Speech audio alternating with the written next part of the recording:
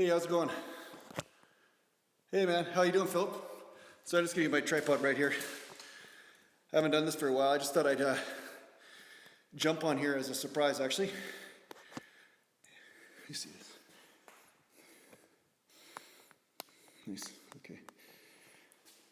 There you go. I think this will work at some point. For some reason it seems to be kind of acting up on me here, so I'll just unplug it for a bit. So yeah, anyway, I thought I'd jump on here and just answer some questions and stuff like that, and then do a little bit of workout. I'm already in my garage anyway, so like I said, I'm not going to do a regular live Q&A, but I thought I'd just jump on here once in a while if you guys have some questions and stuff, and who knows, man, maybe some good content will come out of it. I don't know. Got to make you happy, because I had so many people complaining that I wasn't doing the live stuff anymore, so figured I'll do it once in a while. Hey Jim Dano, how you doing, buddy? Yeah, so I'm just on my fourth set of 225 here. I already did some bent over rows at 225 in my garage. I'm just doing a small workout today. It was pretty warm where I live, so it's pretty hot in my garage right now. And you know, of course it was a summer day, so I had some ice cream and stuff like that, so I wasn't really sticking to my diet. So this is one of those pumper workouts where I basically pump the crappy food through my system. Hey Luca, how you doing? And Bastin on March. Okay, going to the gym in about an hour. Nice, nice. Yeah, so anyway, yeah, no, I'm just doing a little bit of workout here. It's just a light pump. I'm gonna be doing I'll do a little bit of close grip for triceps here, some high reps. And then I'm gonna do some incline curls too. So, yeah, thanks man, it's on Friday.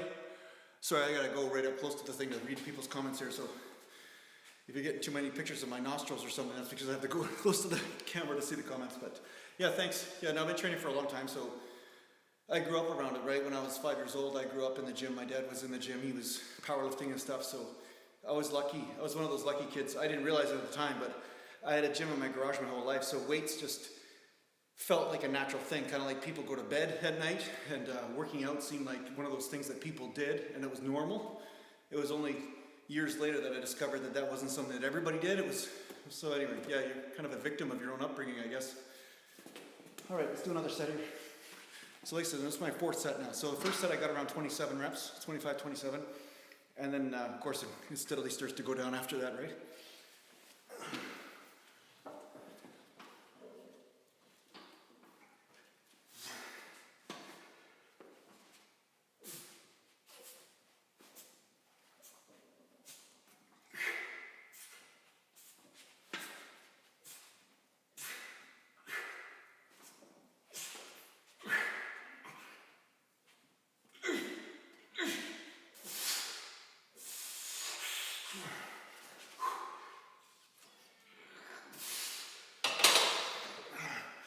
Good, now into some close grip.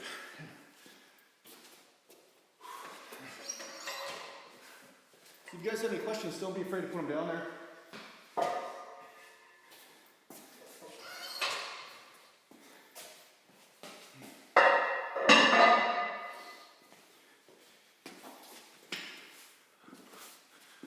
Okay, with all the hype, okay, let me see here.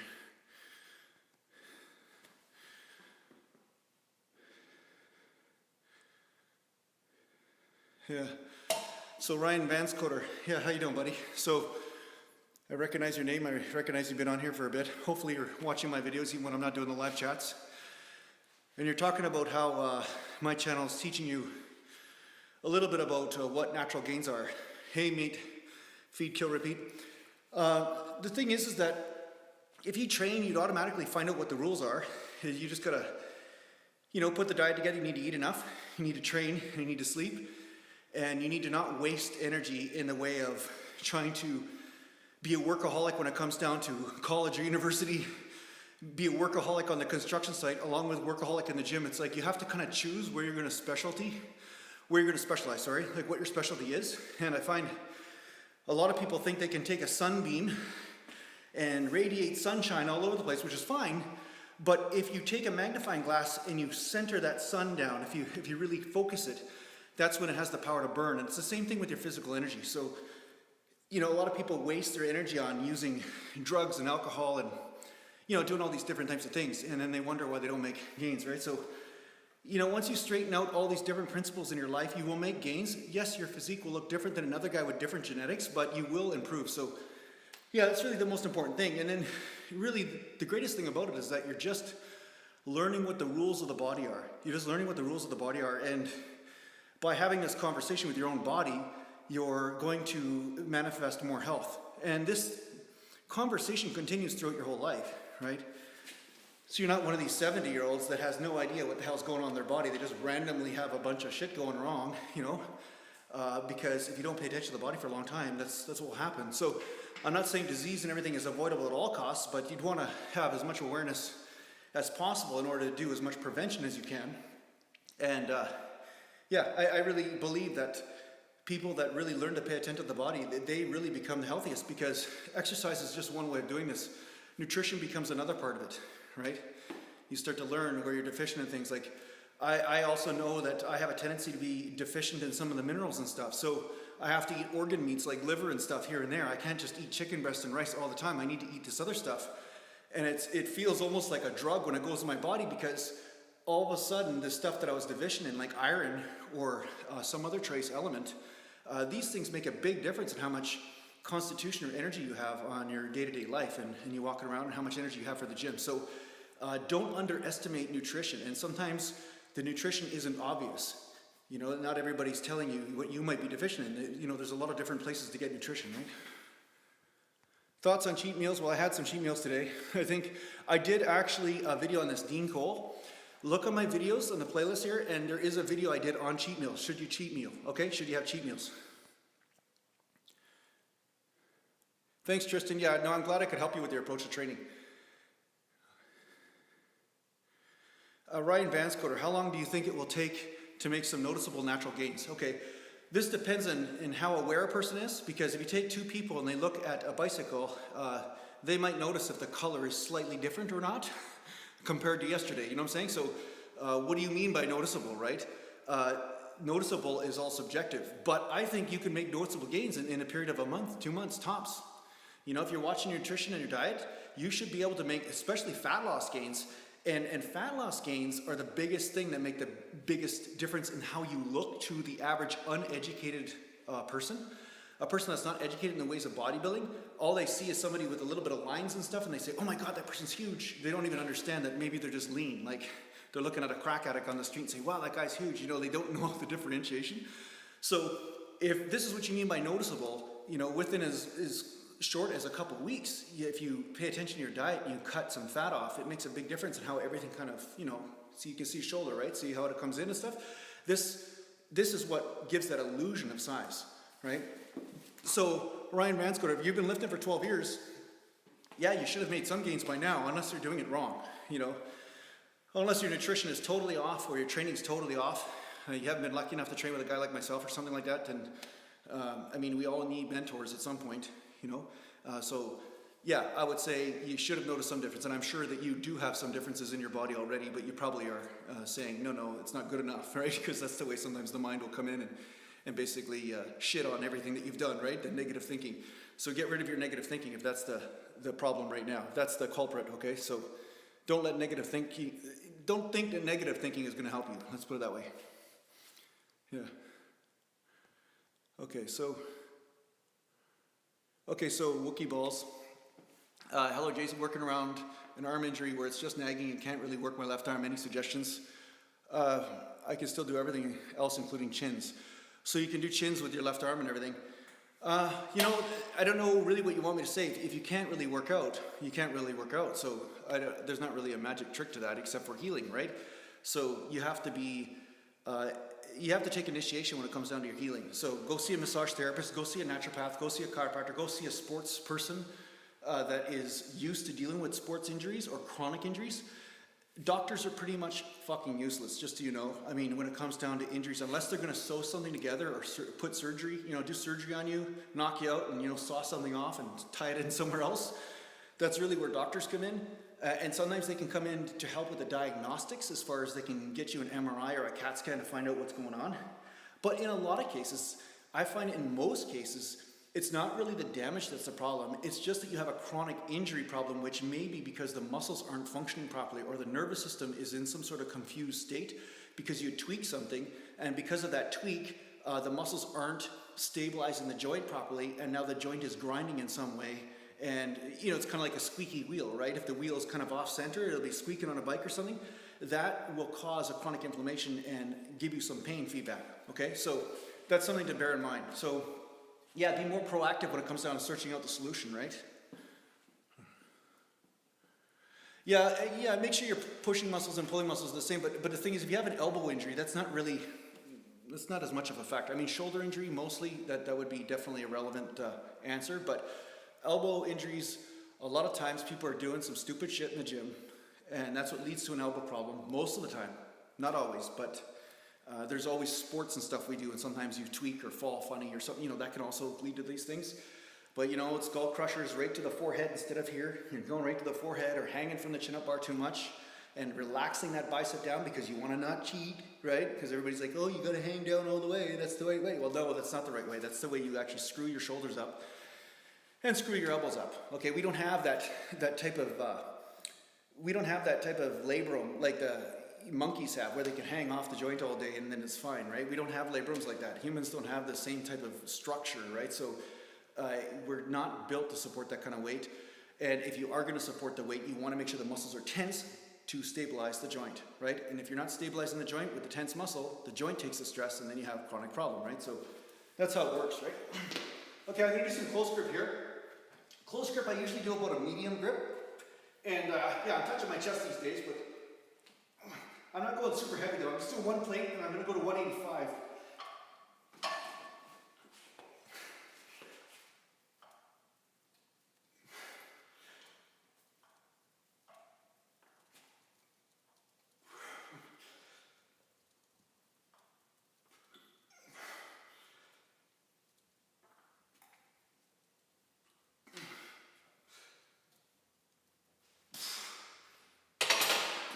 Okay, let me just go get some plates here.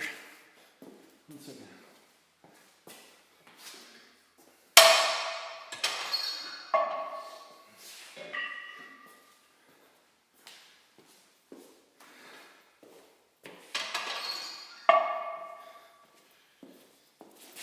So I'd be playing my music right now, except for I can't record on my phone and play the music on my, what do you call it, Bluetooth speaker at the same time. So, oh, Jim, were you saying something? It just looks like a message got retracted, so better be nice, Jim. No, I'm just kidding. So I'm going to be doing some close grip here. So sometimes people mess their elbows up by going too narrow, or they mess their wrists up by going too narrow, and their wrists have to break like this, so you don't want that to happen. Yeah. Adam Smith, yeah, the thing is, all advanced bodybuilders do the same thing. Well, or at least they include this principle, okay? Constant tension. I'm going to show you right now, okay, Adam? Just pay attention to this.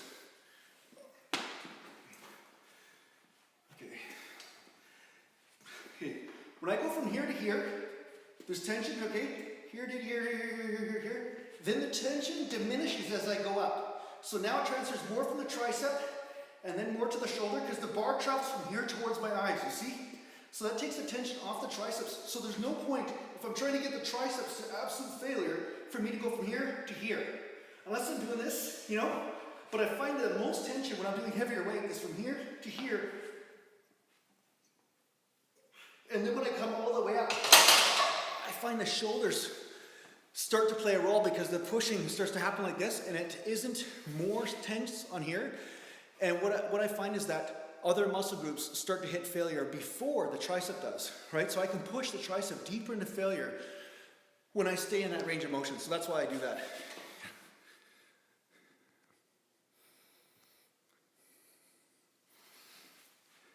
Okay, let me see here. Phil McCauley, suggestions for keeping healthy shoulders. Well, did you see my last video, Philip? Did you see my last video? Just answer me if you can. That'd be great. I like to have conversations with you guys so I can kind of understand the context of what I'm dealing with here. And if you bastards are actually watching my videos, hopefully some of you are, because I include a lot of tips in there too. So, I would be playing my music. I've actually made a new track. I just put it on my last video, so make sure you guys check that out. Yeah, Philip, can I ask you something, Philip? You're tuning into the live cast here, but is there a reason why you don't watch my videos? I'm just trying to honestly find out. I'm not trying to be a jerk or anything. I just want to know what is it that you're looking for here, because, okay, all right. Because, you know, I'm trying my best to make good content because I don't want you sitting there being bored to death either, right? Like, I'm not here to torture you. But I'm trying to find, honestly, like, what is it that people are enjoying about the type of videos that I make, and what is it that I can do in order to make them more enjoyable for you rather than just giving information all the time? Like, because once you guys have a certain amount of information, then what's going to keep you here, right? So that's why I make music, and I'm trying to bring in a little bit more of a vlogging aspect to some of the videos. So I like to do some hiking through the woods and stuff, and, you know, a little bit of outtakes or different things. So, yeah, okay, Darian, Jackson, you enjoy that I'm natural and honest, but that might not be enough to keep you here watching my videos, right? So, you know, there's a lot of natural and honest people. Your grandma might be one too, but it doesn't mean you hang out with her every day, you know what I mean? So, yeah. Okay. Okay, so Philip, I don't do a lot of lying rotator cuff exercise. I do sometimes, okay? So, one thing you can also do is the gymnastics rings for dips. Okay, yeah, okay, you might not be doing them right too. That's another factor that I didn't really think about, but that's true. But the gymnastics rings, like stabilizer type movements, are also good for the shoulders. And of course, like Adam Smith, I believe, said, you know, you want to have balance between the back and the chest workouts. And a lot of times when guys are training back, they're not really training back, they're training their rear delts. And they're rotating around like this and stuff, but they're not really retracting the shoulder blades, which is really what building the back is about. But that also helps build and keep a stable, I don't know what you want to call it, but it keeps your shoulder blades stable in this position, and that helps you push with a biomechanical advantage that's easier on your shoulders and delts and stuff. So proper back training actually helps shoulders. Cool, Rusty, thanks. Rusty McMuscle, you like watching the different backgrounds and stuff. Okay, cool, because I've got a bunch of footage like of me hiking up in the woods and stuff, and sometimes I'm going to different lakes and things and talking about different subjects, and I'd like to actually just start doing some of that in between the workout stuff and everything. Okay, so you like the day in the life, because I had more thumbs down on the day in life at first, so I was wondering, okay, is this a shitty content, or nobody likes this, or what? Because I could totally understand if somebody doesn't want to watch my ass, you know, walking around all day, but I'm trying to put in, you know, still the same context of teaching, something to do with natural bodybuilding, what I do, but I'm hoping on kind of having a little bit of variation of content just to make it more interesting for me as well as you guys, right? Okay, my own drummer, are seated calf raises redundant and overrated? I don't think they're redundant and overrated because they are a different exercise, but do I do them? No, I don't do them that much, so yeah, maybe my body's telling me something. Maybe that's why I don't feel the need to do them. You are working the soleus calf more so than the gastrocnemius, because the gastrocnemius is actually flexed more when you're in a bent leg state. So you will notice that the burn is in a different area, and some people swear by them, but yeah, I don't know. I mean, I don't know if I'm an expert on calves really, but I mean, I've built some good calves, and I'm actually doing that 100 rep thing. Actually, it's 120 reps per calf right now by one-legged standing calf raises. And I'm having some pretty good results with that. So the veins and everything are coming out, they're starting to pump up and stuff. So whatever you can stick to consistently, I'd say, is probably the best thing. I think that that is the one underrated thing in bodybuilding and training. A lot of people underrate consistency so much. And when you can consistently train something and consistently attack it with intensity, there should be some results for sure, especially if you're feeling the burn or the fatigue in that area, right? Hey Julian, how you doing, buddy? Okay, Philip McCauley, do I think training calves is beneficial for ice hockey or detrimental? I don't think it's detrimental, except for it would be extremely detrimental on training day or on a hockey game day. That's why I stopped training calves for a few years, because every time I trained calves, they were sore and or tired or fatigued, and then I go skate, and then I became Achilles. You know, the hero Achilles, like the ankle was the weak link, and so much of the ankle stability plays a role in skating that if your muscles responsible for that stability are fatigued in any way, shape, or form, your performance on the ice is going to be horrible. Not to mention you may end up breaking something, a fibula or whatever back. I think the fibula, right? And because you roll an ankle or something when you go to stop or turn in some way or hit a rut or something. So I would recommend not training calves anywhere close to game day or anywhere close to before a practice. You can do it after. I would say after maybe is an idea. But yeah, I don't even know if it's really that beneficial, honestly, to increase your power or your speed. Because I find calf raises, it's almost like the calf movement, it is used in hockey, but there's not a massive extension off the toe when you skate. I always found when I skated, I push more from the center of the foot, you know, because you're gliding side to side. So the pushing off the toe isn't as much of a factor, I find.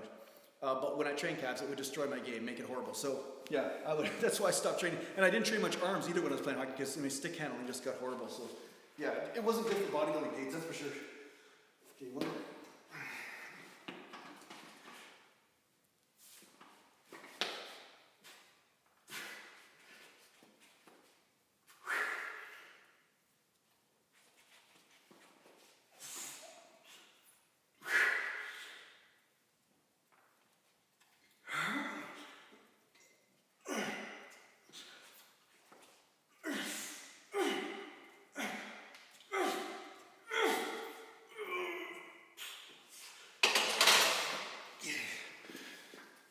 It'd be better if I could play my own music here, but why do I bench so fast? Because it's really lightweight for me there, Pipskins or whatever, Pipskins or Pipsicus, whatever your name is. It's because it's easy, and I find that when you do super slow reps, I find that other factors come into play, and you don't really hit the muscles as well with super slow reps. I still do slow reps from time to time as a variation, but you won't hit the fibers as well. I did experiments where I trained with super slow reps with decent weight for a period of 2 or 3 weeks at a time, and I found totally different muscles sometimes would take over because certain muscles are more endurance oriented, and when I was just holding isometrically, a lot of the muscles that I was looking to train actually weren't getting hit that hard, but the muscles that I wasn't looking to train were getting hit really hard, right? So for example, with bench press, when I was doing super slow reps, I found that my chest wasn't actually getting hit. It was mostly my delts at that point. So sometimes a little bit of momentum helps you activate the power fibers and activate the muscles, but you just want to make sure that you're careful with the weight you use, that's all.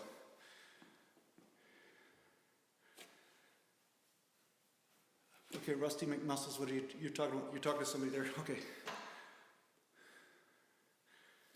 Okay. You guys are talking with yourselves. Why don't you guys talk?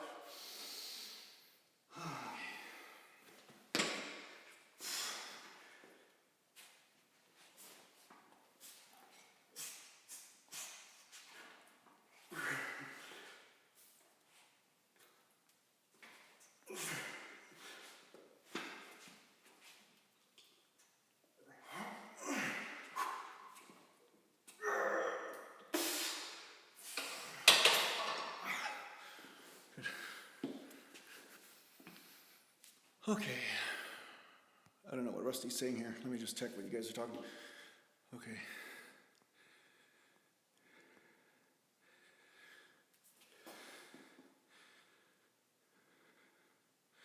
What's a good exercise for a deadlift variation? I got a client that fears deadlifts and you have them doing pull-ups. Well, deadlifts and pull-ups aren't even on the same planet when it comes down to what they work. So if you're looking for a variation of back training, I find deadlift is not really a good back builder, and I know that's a controversial statement to a lot of deadlift worshippers out there, but the deadlift is an awesome lower back workout, and yeah, you'll get some traps from pulling on the shoulders and everything, but your lower back probably gets 3 times the workout that your upper back gets, right? So there's way more stress, and depending on your out of breath here. Depending on your dimensions will depend on how much that variation is different, okay? So one person, deadlift from the floor will be 4 times harder on their lower back instead of, in comparison to their upper back, right? And then another person, it might be 2 to 1 or something. But no matter what, almost in every single case, the lower back takes a way more beating, right? So it depends what your client wants. If your client wants to increase hip extension, then there are a number of different ways to do this. Deadlift isn't the only way, but there can be variations of the deadlift, like the Romanian deadlift or the rack deadlift, right? So if that's what you're looking for, hip extension power and lower back power and everything, yeah, get them to do more moderate range of motion so it's easier on their lower back. And if they are adamant about not wanting to do it, then don't force them because, hey, they're your client. They're the one paying your bill, so you don't need to impose what you think on them, and if you want to do something with a client, you know, your first priority should be not injuring them, right? So if they're feeling something that feels off that you can't tell, like you're not really sure what's going on, then sometimes it's not a bad idea to err on the side of caution and just try a different exercise. Or if you want to work their lower back, just get them on a Swiss ball, lifting one leg at a time, or doing some hip extensions like that, you know, something that's safer on their lower back. And then from there, if they feel confident enough and the lower back starts to get a really good mind-muscle connection, then maybe you can get them into the deadlift type of movements and all that, and they'll have a better form, right? Okay, 1 second here. Okay. Okay, Bill Lee. Your quads are your weak point. Any advice for not feeling wiped out for the next 3 or 4 days after your leg workouts? I currently work each muscle group once every 6 or 7 days. I say, Bill, get my 2-day split from my website, naturalgallantbodybuilding.com, and you will see outlined in there a better way to train, okay? I'm not saying it's the only way, but this is one of the reasons why I started training with a higher frequency and different rep ranges, and I, you know, vary up the exercise and everything. The reason why I started doing this was because I found if I waited 6 or 7 days by the time I trained another body part, it seemed like I was almost more out of shape by the time I got to that body part, and that was where a lot of the soreness was coming from. Now, this will depend on the person. Like a person that's more endomorphic, a person that has a tendency to be fatter or have a lot more fast twitch fibers or power muscles and stuff, they might be one of those people that needs to train the body part once every 6 or 7 days. But if you're one of those guys that is not necessarily fitting into that paradigm, you're more ectomorphic or mesomorphic, I would say it's a very strong possibility that you'll benefit from a higher frequency in your training with less volume. So yeah, try the 2-day split out on my website, naturalgallantbodybuilding.com, right? And pick yourself up a shirt too. There's shirts, right? All right, get a shirt. Come on, man. Come on, everybody's doing it. No, not everybody's doing it, but you can do it anyway.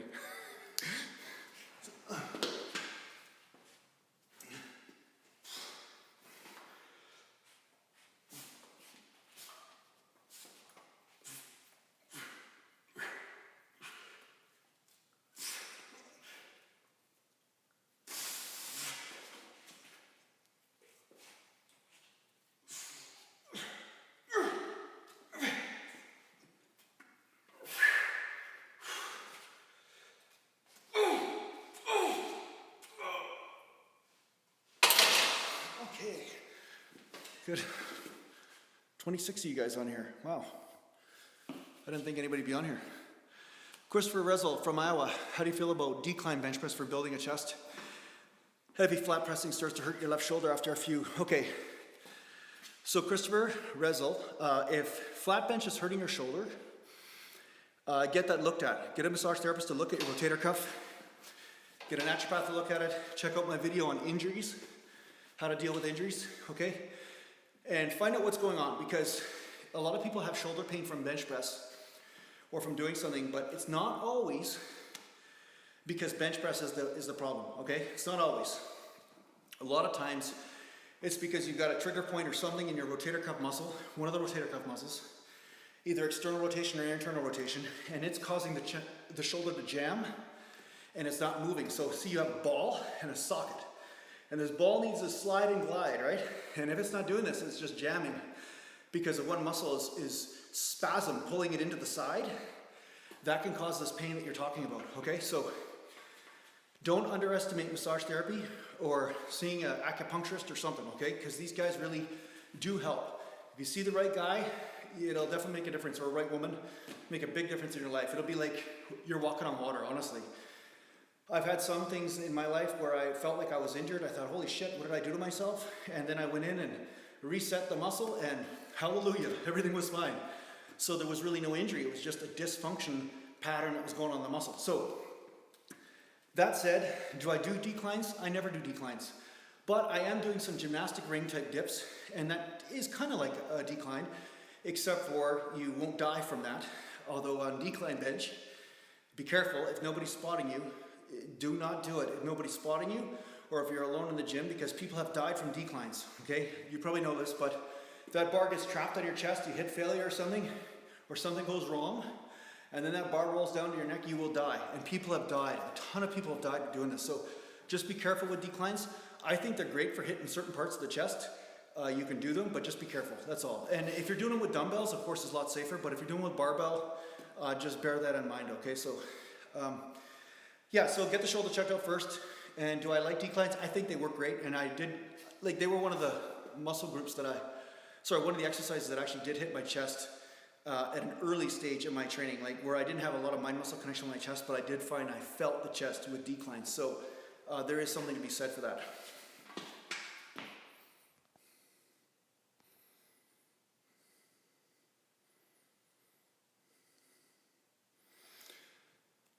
Philip McCauley, no, I never track anything. I have a mental note of what it is I can do, and I also know when I'm putting out as much effort as possible or going to failure or not, and then I know sometimes when I'm dragging my ass, right? So if I'm hitting failure, that's all that matters, right? And the thing is, the problem is with keeping track, you know, I think it's a good thing. I think it's a good thing to know what your milestones are. So say you can get 225 for 20 reps and then you get 21 or 22, you know you're progressing. But it is literally impossible to improve every single workout, just so you know, okay? So a lot of guys have this misconception that, oh, every day I work out, I just improve every single time. That's not really the way gains come. They come like that when you're a newbie because your body is so deficient and so weak that gaining the first 20 or 30% of strength is easy. But after that, it gets much harder, okay? So your body will go through different changes. Sometimes you might lose a little bit of body fat, and your diet is working fine because you're trying to lose a little bit of body fat, but then your strength goes down. But does that mean your bodybuilding career is regressing? No. So for the people that are keeping track, then I would say, okay, I gotta put my cord in for power. Here. Need more power. Need more power.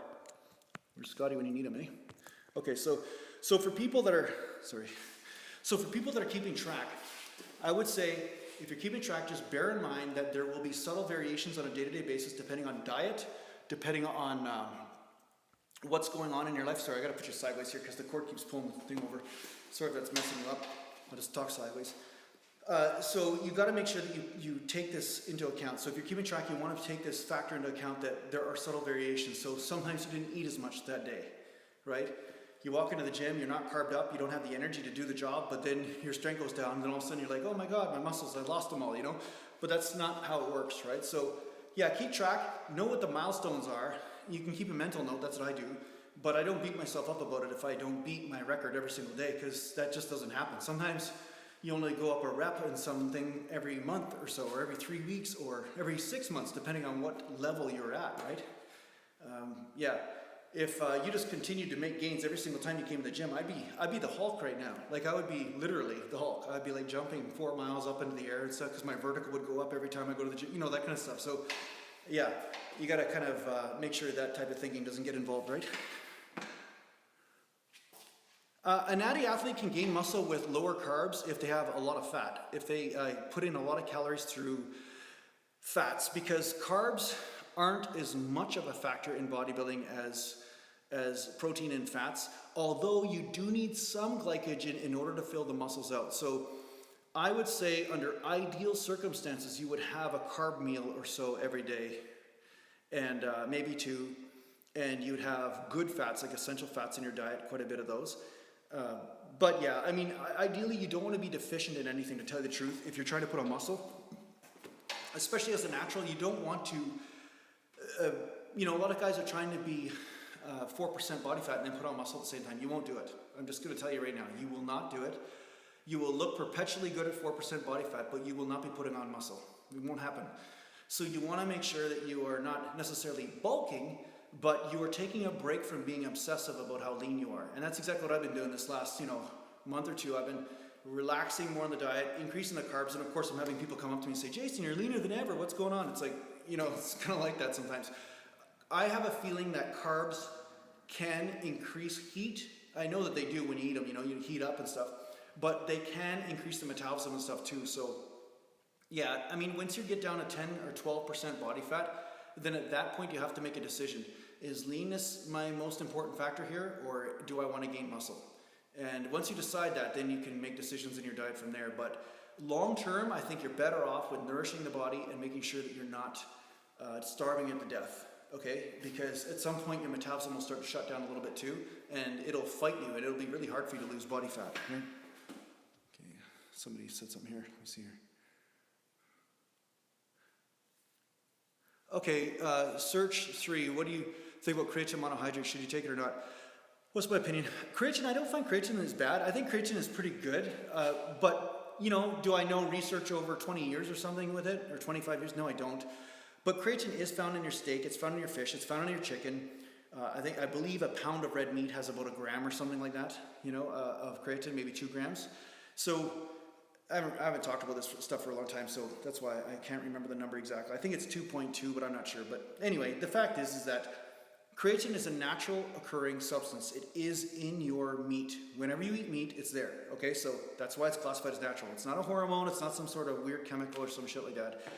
But at the same time, yeah, you can make some definite strength endurance gains with creatine monohydrate, because what you're doing is you're just giving the body a bunch of energy so that it can expel or expend more effort in the gym, and then by pushing those muscle fibers harder, and of course they're filled up more with water, so when there's more water inside the muscle cell, there's supposed to be a easier transfer of nutrients in and out, and because of this, you're able to put on more muscle over the long term.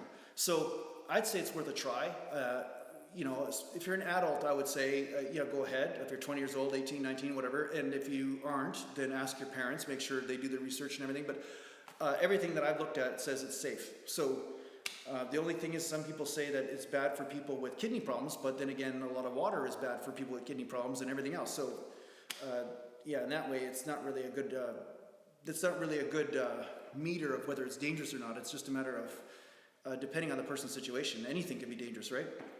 But yeah, creatine is naturally expelled from the body too as creatinine, and sometimes the doctors mix up this too. So if you're going in to do a test, like say an overall health test, you're gonna, you know, pee in a cup or something for a doctor, and he's gonna test your creatinine levels. If you're taking creatine, your creatinine levels will be higher because now you're gonna be excreting more creatinine. Now, under circumstances where you're taking in normal amounts of creatine, you'll have a normal excretion, right? So Shakti Shaker knows this more than I do even. So you'll have a normal excretion, but if all of a sudden you're excreting a ton, then the doctor's gonna think, oh my God, under normal circumstances, there's no way a guy should be excreting this. So something's going on with his body that's dysfunctional, so must have a kidney problem, but that's not the case. So anyway, that's where I think a lot of the misunderstanding around creatine comes. People misunderstand the whole creatinine excretion along with creatine intake. They mix that up, so yeah. So anyway, I'm gonna do some arm curls here. I'm just gonna move you guys around here. That's not my bike, by the way. That's not my bicycle, just so you know. So don't be making fun of me, that's not my bike. It's a pretty bike. I wish I had a bike like that, but it's not my bike.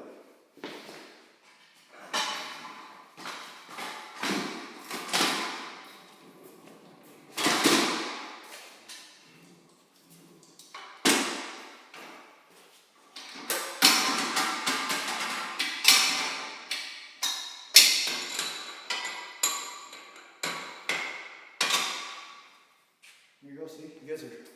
Okay, sorry guys. All right, I'll push you up here. Sorry, this thing is just not cooperating today. I don't know why. Okay, here we go. All right. Okay, good. Everybody still there? Okay, thanks for your patience, man, with this tripod thing. So, yeah, I'm gonna do some bicep curls. I'm just gonna be doing some lightweight here. I'm not gonna be doing heavy. I'm just kind of pumping that Haagen-Dazs through the system, right? So let me see if one of you guys asked a question since I last talked here. Yeah, you know what? You may see me riding it, but my wife would kill me, so. 2:40 p.m., okay. Rob asked, good day, Jason. Good day, mate. Okay, so 2:45 in Perth, Western Australia here. Do you ever do measurements of your arms, etc. for reference, basically? Yeah, I do. On my arms, especially, like I do on my biceps and stuff, because I'm trying to kind of get my arms back to where they were before I dislocated the shoulder and all this. And they're up with a pump around 18 inches now, so they have come up. I'm still about half an inch short of where they were at my peak, 18 and a half or so. So yeah, so I'm still working at that. I find the incline curl, though, this incline curl is the best one so far. I like it. 2:44 a.m. Indiana, eh? Yeah, nice. When I was 4 years old, I lived in Iran. I lived there because my dad was working at a paper mill, and he moved to Iran and took the family with him, my brother and I, and my dad used to do deadlifts out on the deck of this trailer that we lived in. We lived in this Canadian kind of American village, and anyway, yeah, I met a kid from Indiana. I remember kind of being confused about what Indiana meant. I thought maybe there's a lot of Indians there or something when I was a kid, because you know, when you're 4 years old, you don't know what these things mean, right? So, Indiana.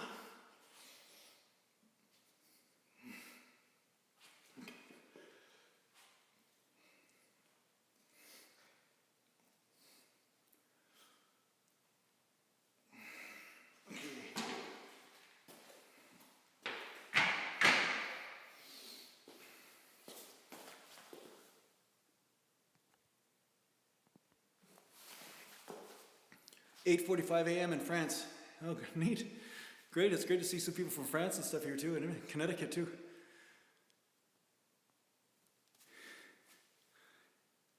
States, India. Sounds cool. Yeah.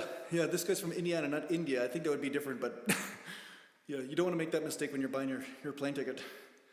I'll go to Indiana and end up in India.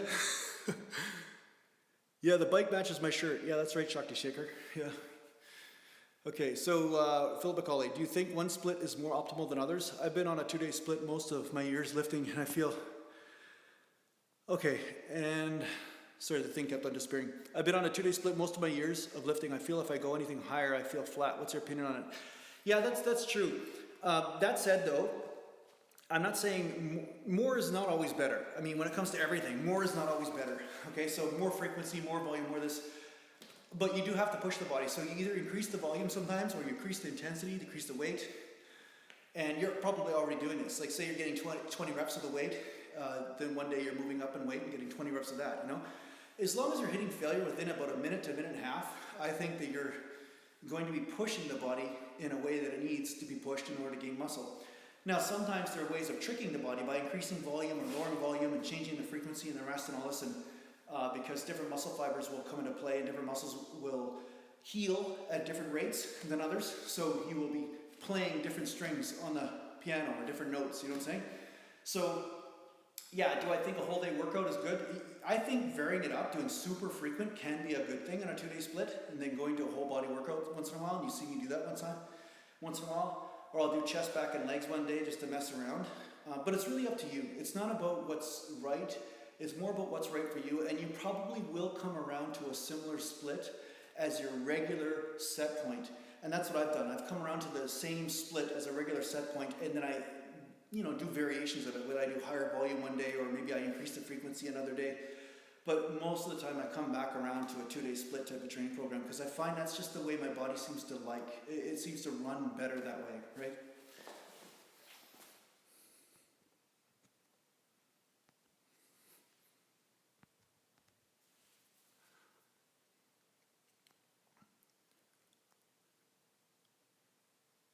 Rob asks, what's the best way to tone legs?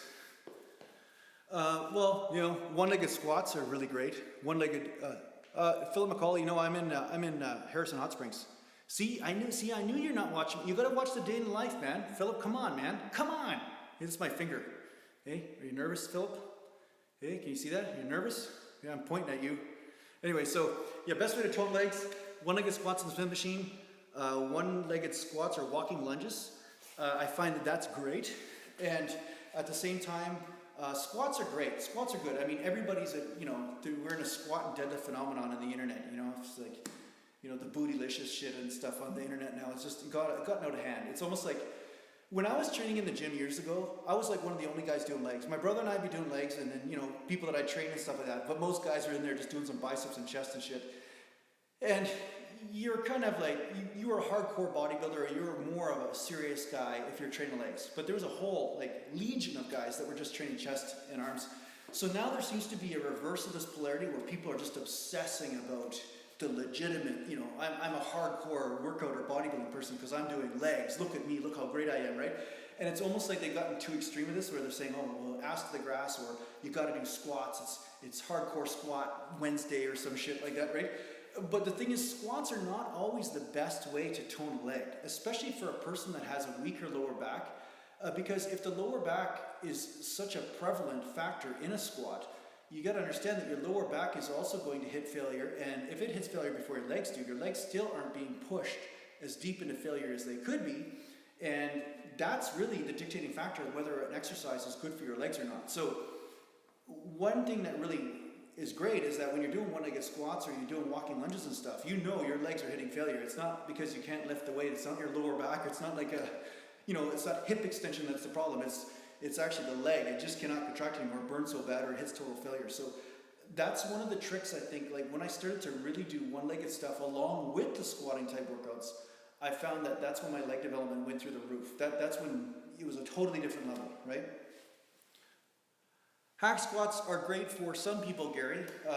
I know they might be perfect for you if you're saying this. Obviously, they're horrible for me. If I do hack squats, I just make my kneecaps feel like they're going to hit the wall because there's no There's no bending over at all, which I know I just talked about this, but a little bit of bending over, especially when you're doing two-legged movements, is not bad because then you can activate the hamstring and protect the knee.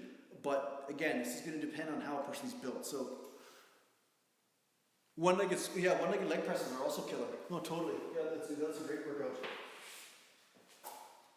Okay.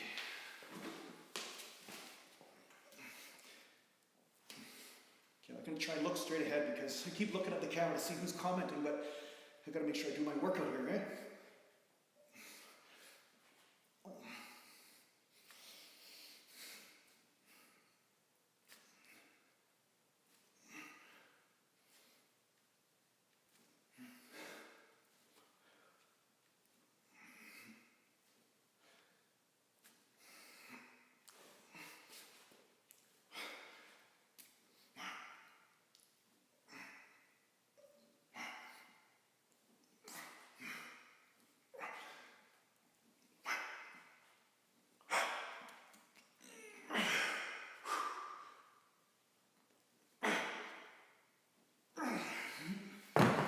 Okay.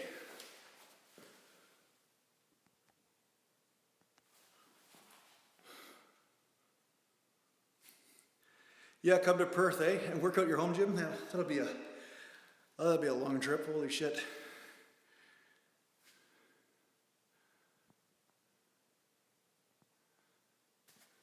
Okay, so Philip McCauley's coming clean. Okay, he says, I do watch your videos, Jason. I sometimes skip the super long ones. I'm a father who works 12 hours, so sometimes I run short on time. There's no excuses here, Philip. I'm not here to hear your excuses. There's no reason why you should be watching my videos.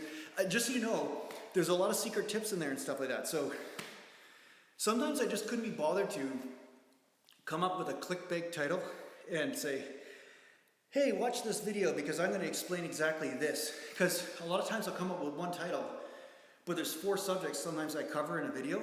So just so you know, you're probably missing out on some information once in a while. So depending on what you're watching my channel for. I think you're just watching the channel just because you and I are buddies, right? That's probably why you're watching. So then my information doesn't matter. So I get that. That's no problem. But yeah, good for you, man, for working 12 hours a day and still getting the training in. Good for you. And Rob, if I'm ever in Perth, I'll let you know. Okay, so here we go. Let me see what else we got going on here.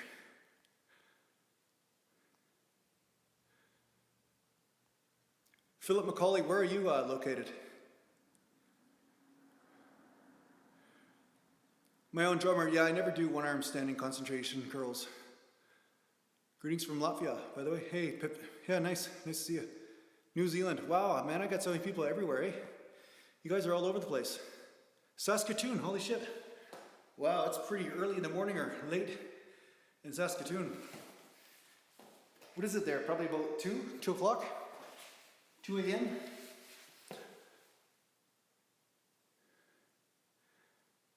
Yeah, Philip, good one there, you bastard. Hey, but I have to remember 20,000 people on here and different people, so 1 o'clock, okay. Don't read the comments. Sometimes I'm doing an exercise while the comment comes out, that's why. Good exercise for shoulder development? Well, obviously the shoulder press. But I think the bend over lateral raise is really underestimated, especially with a little bit of external rotation. I think that's one of the best exercises that I've ever done for overall rear delt. You know, to get that softball type look. It's because there's an external rotation. Plus, if you look here, right, this muscle here, whenever you rotate, you see, that's the infraspinatus. So that comes in, that becomes a big factor when you're doing external rotation. Do I drink beer? No. Beer will kill your gains. Yeah, thanks, Rusty. Yeah, no problem. Yeah. Do I ever drink beer? No, I don't. I don't drink beer. I don't drink at all, actually. Drinking kills gains for most people. But yeah, you might be different, I guess, but in my experience, it's not really a helper. Okay. Okay. Yeah, you could use some bands for the rotator cuff stuff, you could. But I find heavy dumbbells works pretty good too, right?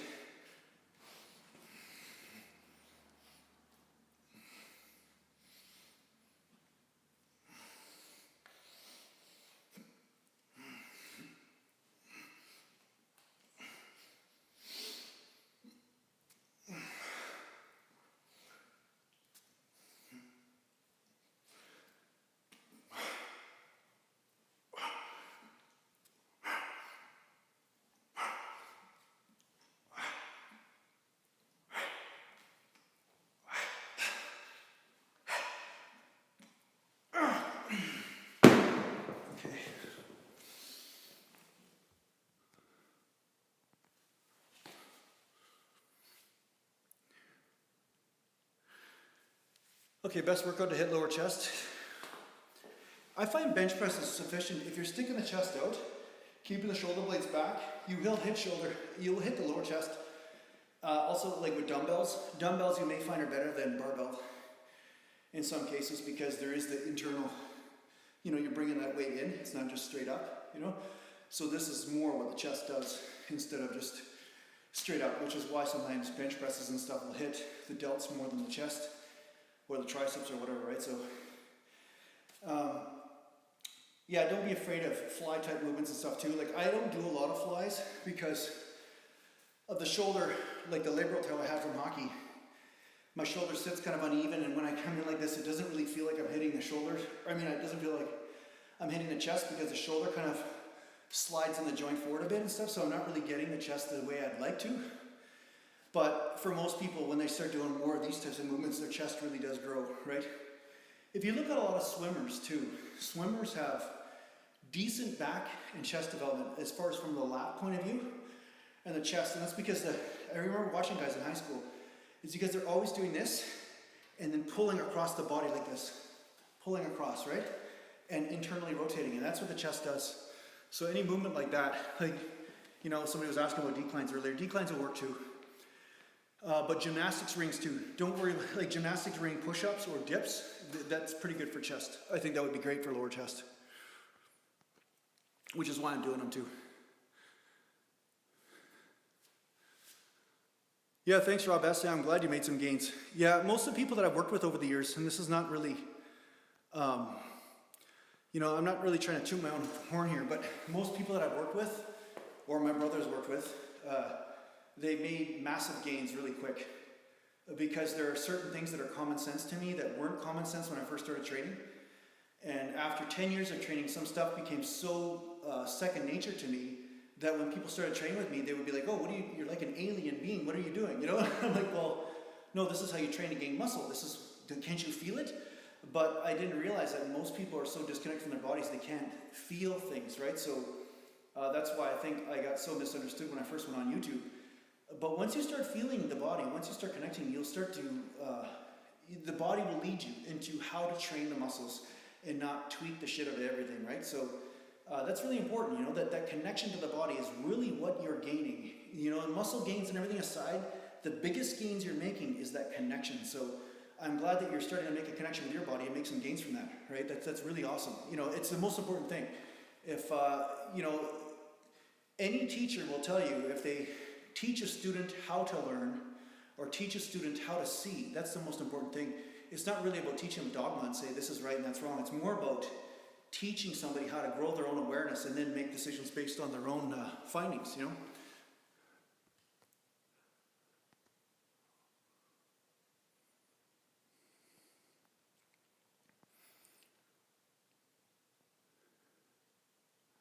Okay, let me just do this. Okay, Rubadog says, can't gain muscle without getting chubby. Rube, then I'd say to you, then you're not really gaining muscle. Because muscle and fat aren't the same thing, just so you know. I mean, I know you know this, but, and I'm sure you don't really mean what you said, but you're kind of saying that, hey, you'd have a tendency to gain fat when you eat too much of the wrong food, right? So, yeah, you have to eat the right food, and just bulking up and just putting in like a boatload of sugars and fats and carbs and stuff in your system is going to make you chubby for sure. That'll do that every time. So yeah, you want to eat enough of the right food and not so much of the wrong food that you start putting on body fat, right? You know, 10% body fat, 11% body fat, whatever, that's fine. But if you're going up to 25, 30% body fat, then that means for your own metabolism, you're putting in the wrong foods from a bodybuilding standpoint, right? It doesn't make you less significant though, just so you know, like who freaking cares anyway, really? I mean, but if you're playing the game of bodybuilding, you know, then yeah, just understand that different foods will have a different effect. And yeah, sometimes you might think you're gaining muscle because you're gaining some strength, but being heavier allows you to push more weight, but it isn't necessarily muscle that's doing it as much as the fact that your body's heavier, so the momentum of the weight is moving you, so you don't have to expend as much energy, right?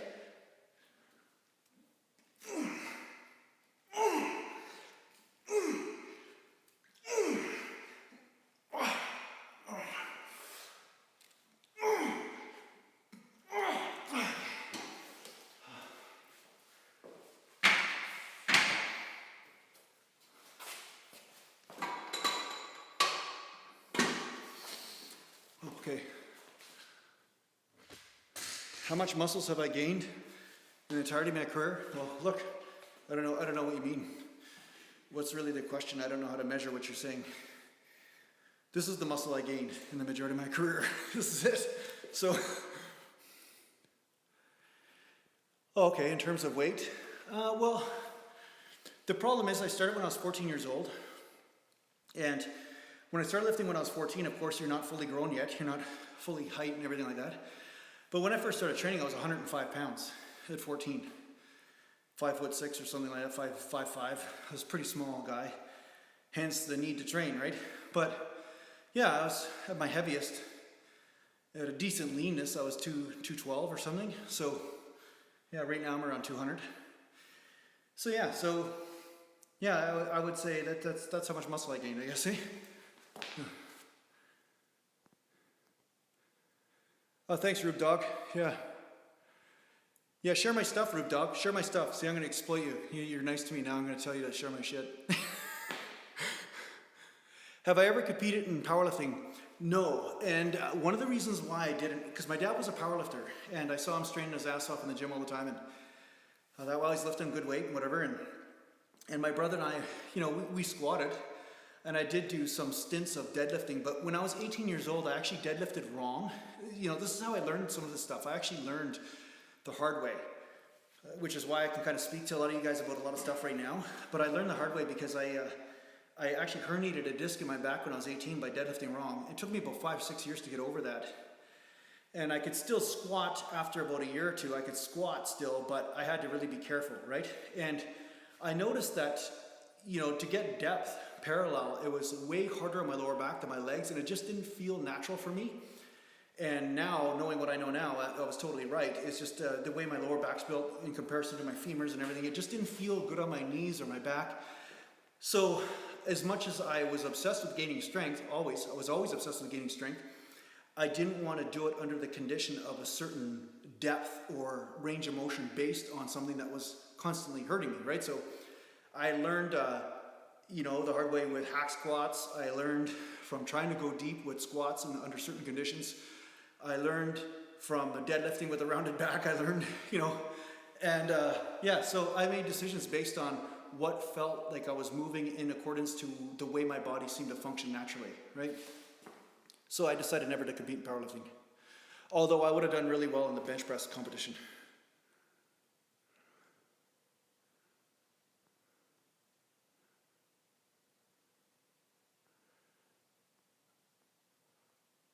Okay, so Kurt Bianchi, I've answered this before, but I'll answer it for you. So why do endomorphs tend to heal slower? Well, endomorphs have a slower metabolism. So I'm not going to go back. I don't have any science background or anything, but I'm just going to go on basically common sense here, okay? Endomorphs, if I understand the definition properly, they tend to have a slower metabolism. So they put on body fat more. So a slower metabolism means the blood flow to areas is also slower, right? The metabolism is how you metabolize food and calories and everything. So things get done slower. That's what a slower metabolism means. Everything in the body is slower. Second of all, fast twitch tissue, which many endomorphs tend to have a little bit higher percentage of, not always, but they seem to, that type of tissue in the muscles has a tendency for strength. It has an advantage there in strength and power, but it also is at a disadvantage when it comes down to how hardy it is, how strong it is as far as resisting damage, okay?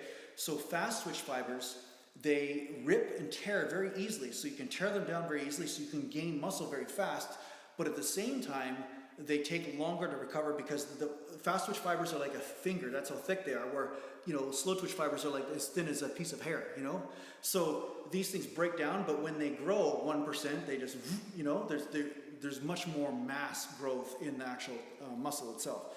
So yeah, those two reasons are basically why endomorphs tend to heal at a much slower rate.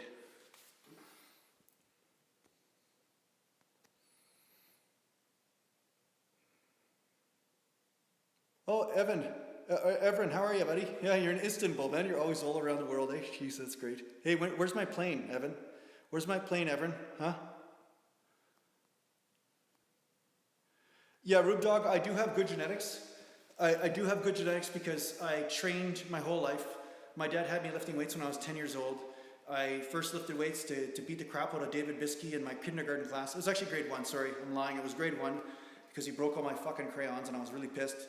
So, you know, I grew up around this stuff, right? So I was incredibly unbalanced in my life. I mean, I was totally tunnel vision when it came down to training, but I did have some decent genetics anyway. When it comes down to bodybuilding shape, I wouldn't say I was the biggest guy around or anything like that, but I had the right shape and proportions for bodybuilding competition.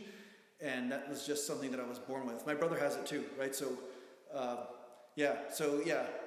sorry, you know, some people tell me I have good genetics, but they're almost pissed at me about it. You know, I was always pissed at other people because they had other better genetics. I remember going to play basketball. My brother and I would go play basketball, and it would look like so stupid, right? Because the ball's like half the size of my arm or whatever, and I'd be trying to put the ball between my legs, but of course my leg mass was too big, so the ball would bang into my legs, and you throw that in with shitty coordination when it comes to basketball, and it was a disaster, right? So, yeah, on the basketball court, I had horrible genetics. So, yeah, it's just a matter of which way you're looking at the genetics, I guess, you know?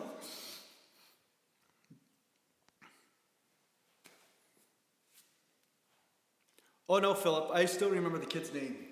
David Biskey, I'm telling you, if I ever run into that guy, he's going to get a slap. I mean, actually, the thing is, I ended up wrestling him down quite a few times because he used to always push me down, and he fed my brother worms one time and stuff. Like, you know, he was a real bastard. I mean, who thought, like, 5, 6 years old, kids are already, you know, it's almost like predestined. They're already going to be a dick for life or they're a nice guy. Right away, like, you can almost tell there's a certain characteristic that goes through them.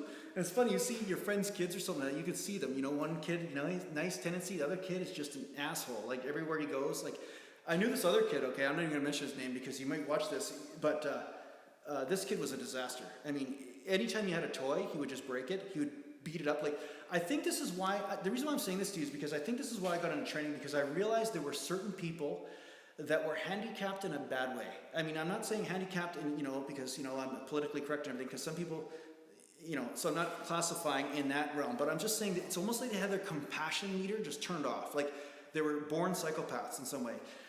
And I remember this one kid named Richard, and I'm not going to say his last name or anything, but he would torment you. If you had a toy or something, he would break it, and he would get just so much joy out of just torturing you in whatever way, whether it's hitting you with rocks or whether it's just pulling on your hair or punching you randomly or throwing a rock at you.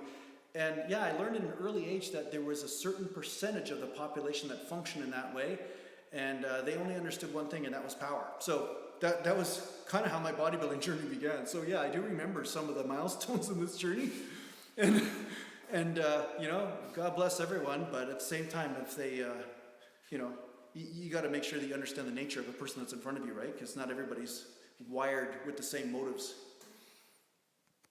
So yeah, I remember the names. I remember the names. Yeah. Ask why. What's my bench max? My bench max is much less than it used to be because of the shoulder kind of sitting sideways and stuff like that. So I'm doing mostly reps and stuff right now, but I can get 295 for 8 or 9 reps right now, right? So yeah, Philip, they were there for my gains for sure. Yeah, that's right. Yeah, Kurt Bianchi, it's crazy and sad when you see kids with zero empathy, but you know what? I believe that reincarnation exists. I believe that we're, you know, whatever, we in and out of different suits. I'm wearing the Jason suit right now. One day I might be wearing your cat suit. Maybe I'll be your cat one day. Who knows?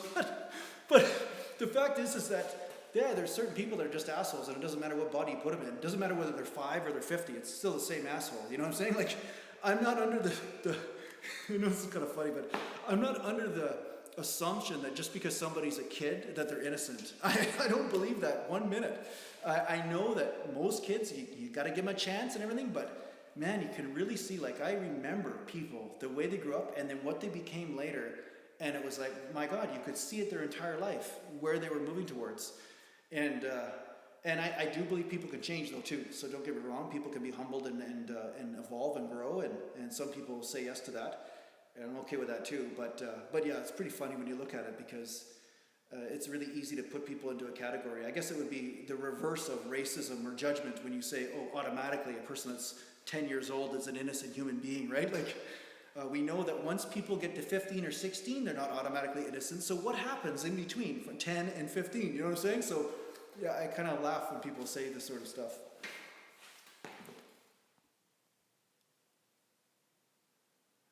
Rusty McMuscle, you don't think anybody's innocent except maybe monks. I think,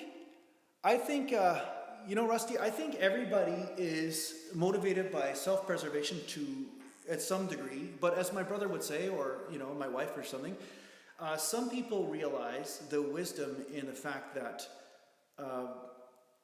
other people are also affecting you, and if they suffer, it's also causing you suffering in some way, or it's causing a problem for you. So you can be selfish in a good way, understanding that other people's pain also affects you in a negative way, and you will help them with that, realizing the wisdom of it, right? Like a king that just dominates and kills the people randomly is not going to be a very happy king, right? But if a king's sitting on a throne and he has a happy kingdom and people are happy and everything around him, that would seem to me that the king would have a better time doing that, right? Yeah, so I think that's a certain amount of wisdom that some people don't get, but yeah, so I'm all about people taking care of themselves, of course. You have to take care of yourself, but at some point you have to realize that torturing people is not probably a good way of life, and some people like to do that just because it's just fun, right? So I've never got that. I mean, and you can see it on YouTube. I mean, there's people coming out of the woodwork all the time that feel disempowered in their life, that just get on the internet and just beat up on people and just insult them and take out their aggression just because it makes them feel good some way. But yeah, I'm not really into that. I mean, we all have our bad days, but yeah, oh well. Might doesn't make right, you know, so that's one thing I try to get across on this channel. Just because I have some muscles doesn't mean anything about me, really. I mean, this is just a body, right? That's not who we are, right? Rubadog, can you recommend a whey protein or should you stay away from it? I'd say if you get a whey protein, get one that's sweetened with stevia or sweetened with something natural like that. Okay, that's the only big thing I would say. Do you have to have whey protein? No, but I think having whey protein may help you stick to your training program or your nutrition program from time to time, because you know, if you're stuck and you can't make a chicken breast or can't make some food or something from time to time, then you need to have something. And John Dock is saying isolate. Yeah, go ahead with isolate. I use isolate sometimes. You know, so is box jumps a good exercise to get bigger legs? I would say no. I'd say box jumps are probably a good way, if you do them wrong, to snap an Achilles tendon. And I think they're probably a good way to overwork the medialis, which may increase some size, which is the muscle right close to the knee. But I would not say it's the best way to gain muscle mass, no. Increase some power as far as explosiveness, yes, but definitely be careful when you jump off the box and land. That's all I'm saying, because I know some people that have torn Achilles and stuff doing this without being warmed up, or one day they were kind of tweaked and then they did this and then boom, something went wrong, right? So, yeah. And you see all sorts of gym memes or whatever, where people box jumps going wrong, you know, so.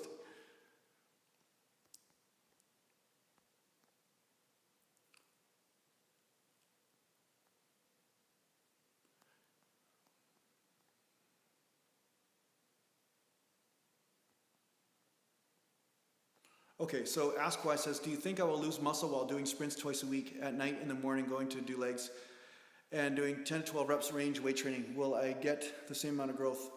Okay, so do I think I'll lose muscle while doing sprints twice a week at night, in the morning, going to do it? Okay, so, all right. So, okay, I think doing sprints is good, because sprints is explosive movement. It's not, you're not doing long endurance work. It's intense. But one thing I will say to you though, if you're training legs in the morning, make sure you warm up well when you go to sprint, okay? Because your muscles are going to be a little bit tight and springy at night, and you will pull something if you don't get enough blood flow in there, because you are training legs in the morning, okay? So that's just the thing, because the recruitment patterns of muscles can be totally different because there's so much hip movement in there, right? Your rectus femoris and your psoas has to pull that leg forward. So because of this, the hamstrings are going to be under a whole different amount of stretch and stress. All right, so there's going to be a lot more stress and a lot more explosive pulling real quick like this, and a tear can happen or a pull. Okay, so make sure you do low intensity sprints and stretch and get that blood going first, and then work your way into the higher intensity.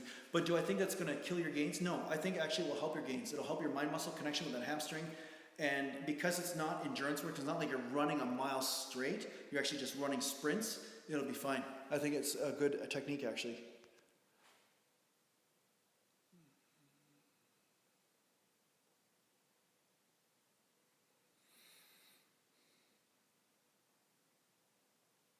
Oh, really? Hey, Everin Sinarli. Okay, super chat feature doesn't work in this region, says YouTube. Any ideas? Well, if you want, Evan, sorry, this might be too much effort for you, but you can go to my website and there's a donations button there. You can pay through PayPal. You can donate to my channel if you want. So I appreciate anybody that does that. So thanks. I mean, it's by no means necessary, but thank you for doing it. But yeah, I guess YouTube doesn't work with the super chats in some countries. Sometimes, yeah.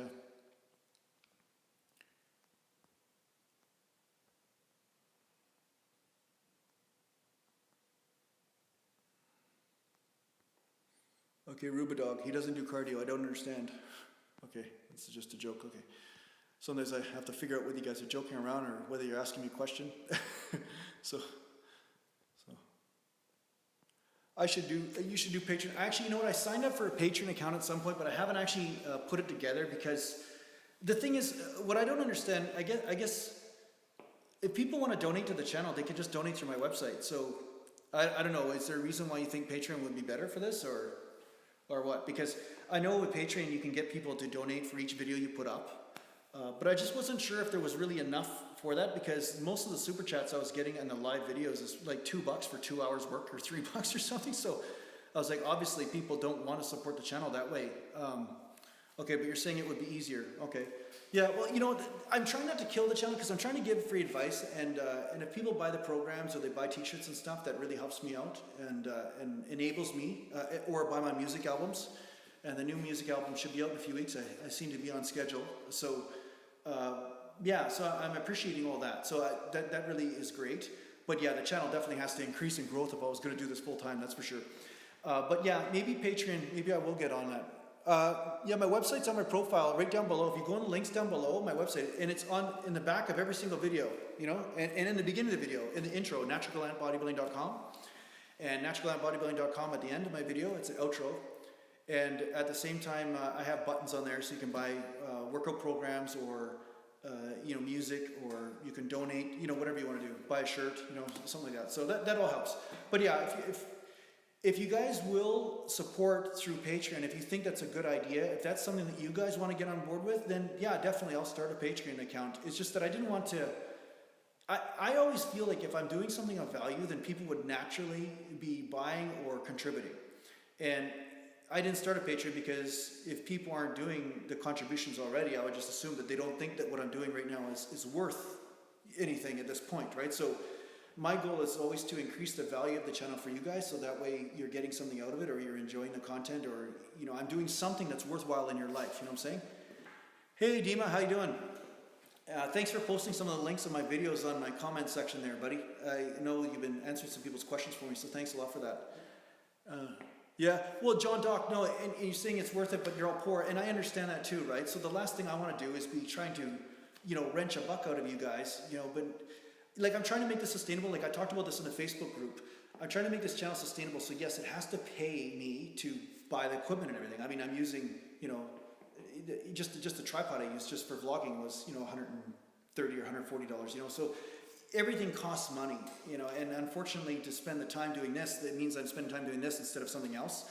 So yeah, I mean, I'm trying to find the happy medium in this, and I haven't quite found it yet. So, you know, we'll keep working on it, but thanks for the suggestions.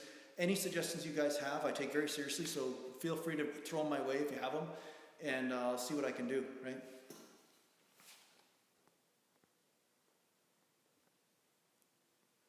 John Doc, you're saying post all my impressive maxes, you'll get views quick. What do you mean by post all my impressive maxes? Just me saying, hey, I bench press 400 pounds? Like what? What do you mean?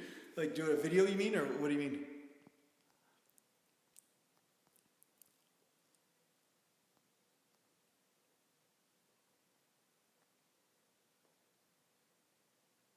Okay, so Sleekle says a lot of people want social recognition for donation as well as hence super chats and Patreon. I don't get it, but I see it all the time. No, and I understand that too. You know, I do understand people donating because they want to get some advertising for their business or what it is they want to do. And if you know somebody that wants to advertise on my channel, advertise their business or what they're doing, they can email me and we can talk about doing some sort of video where they sponsor a video. You know, they can do that. So I'm open to all these things. But you know, the problem is a lot of times you get companies approaching you and saying, hey, we want you to advertise our product, and then we'll give you a couple of cents for every sale. But at the same time, I don't believe in their product, and at the same time too, sometimes the product is directly competing with what I'm teaching. You know, it's basically the opposite. So how am I going to promote something I don't agree with on my channel? So anyway, so sometimes there's a problem there. But say there's Joe's Hardware, and he thinks that people on my channel like Joe's Hardware. I have no problem saying, hey, this video is sponsored by Joe's Hardware. You know. Hopefully I didn't give Joe's Hardware a free advertising. I just advertised Joe's Hardware. So maybe there's a Joe's Hardware somewhere. I just advertised for free there.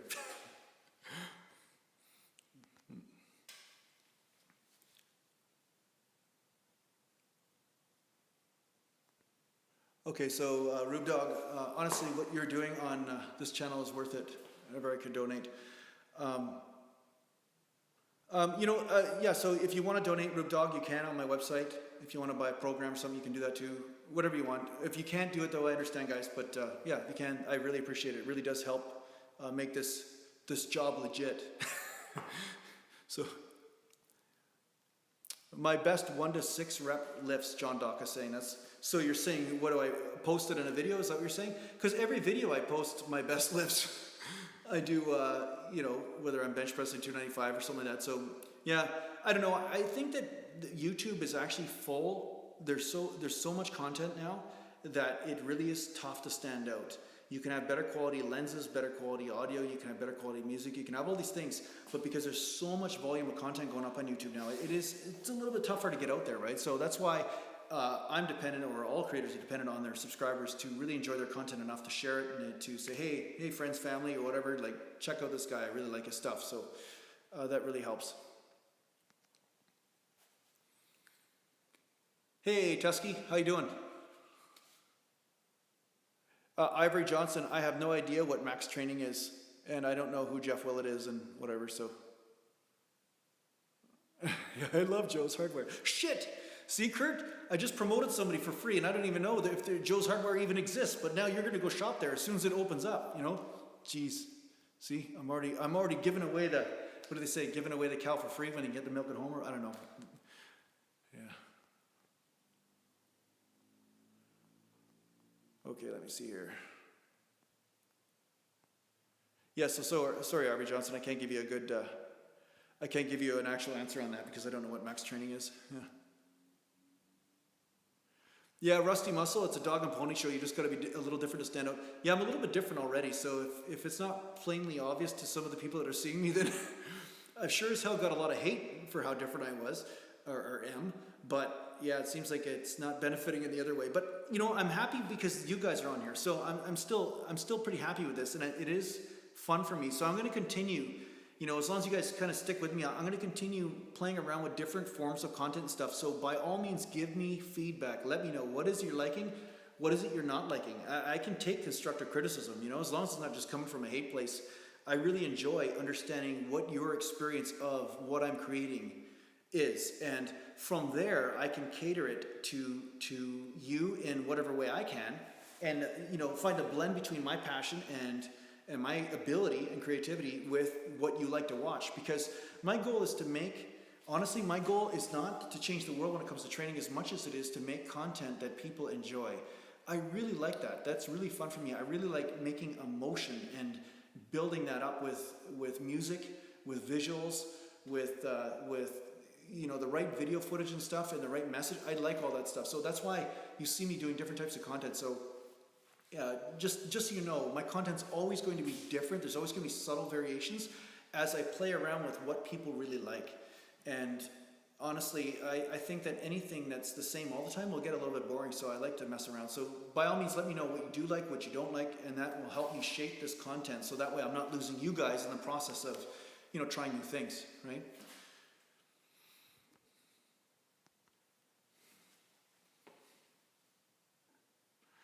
Mate, kill, feed, repeat. Ever thought of making my own supplements? Actually, my brother, being an naturopathic doctor with a biochemistry background, has talked to me a lot about this. The thing is, I don't know the paperwork involved in the mechanics of dealing with government regulations, and not to mention the investment involved and all this kind of stuff, right? Because there are print-on-demand type suppliers in the States where you can create a brand and you could tell them, okay, this is what I want in the supplement, this is what I don't want, all that kind of stuff. But I haven't been using a lot of supplements this last 10 or 15 years. I'll use some branched chains here and there. I'll use some protein powder here and there. But I'm not like a huge advocate of supplements. Not that I don't think that they're effective, because they are effective in some ways, but I just been lazy, I guess. And I just always want to know what my nutrition is actually doing. And sometimes using supplements doesn't allow me to know, okay, which variable is actually working in my diet at this point. So that's probably the big reason. But at some point that may happen. It may happen, but I'm a type of guy that I like to know exactly what it is that's going on. And if you're going to sell supplements, you need to really know what's in them. And some of these manufacturers that are print-on-demand manufacturers, I'm not really sure how to measure whether they're the real deal or not, or whether they're legit, and whether they're giving you what they're saying they're giving you. So these things need to be all checked, double-checked, and triple-checked, rather than me just trusting some guy, him slapping my name on a bottle and saying, oh yeah, okay, now sell it and we'll ship it out for you, you know, that kind of thing. So yeah, one day maybe that'll happen, but it's not my primary goal at this point. But yeah, maybe it'll happen in the future, right? I know in the States it's a lot easier to do this sort of thing because it's already kind of pre-done and everything, but up in Canada we're a little bit stricter in the regulations when it comes to this stuff.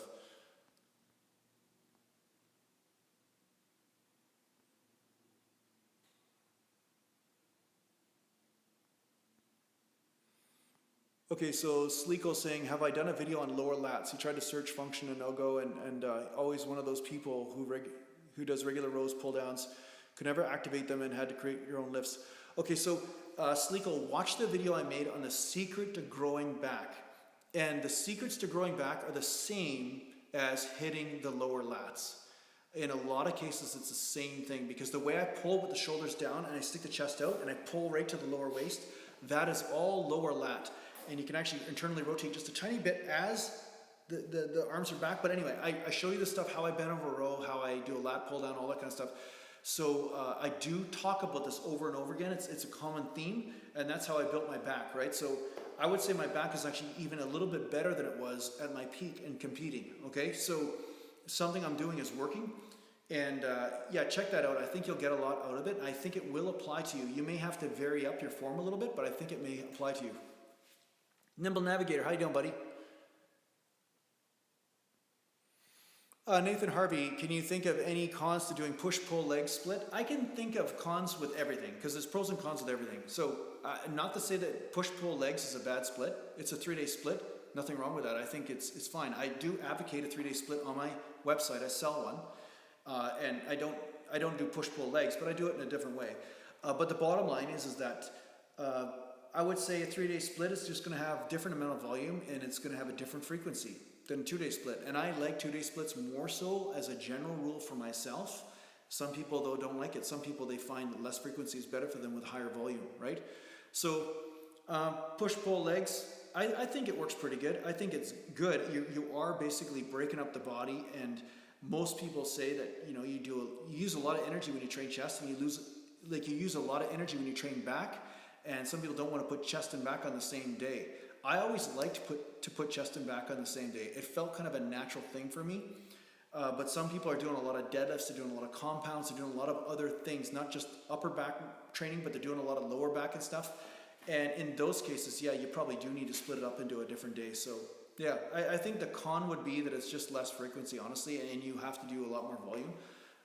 But that's about it. I mean, it's more about personal preference, really. I don't think there's any problem with it, if that's what you're asking.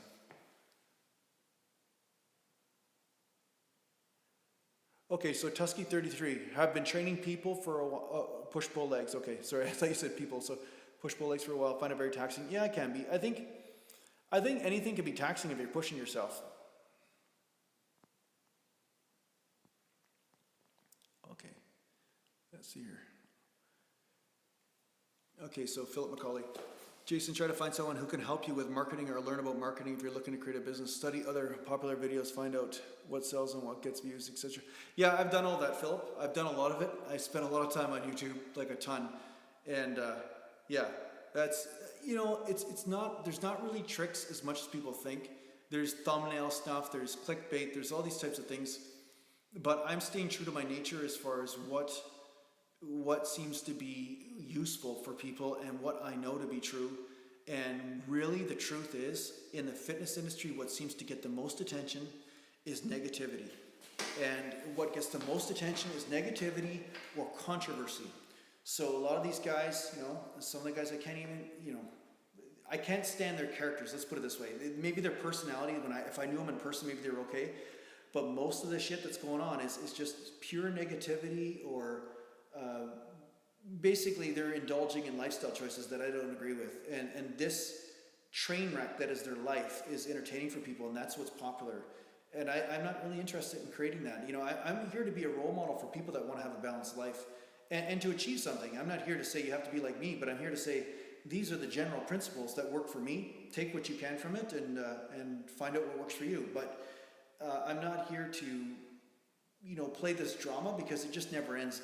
And who cares if you make a couple more dollars every month, but you have a bunch of people hating you? Like, there's just no point, right? You get enough people hating you in the world. You don't need to stoke those fires, right? So, yeah. So anyway, I think that you have your heart in the right place, and I think you're right. I mean, there's always another level of skill that you can grow with in any sort of discipline, and YouTube is a discipline, just like training.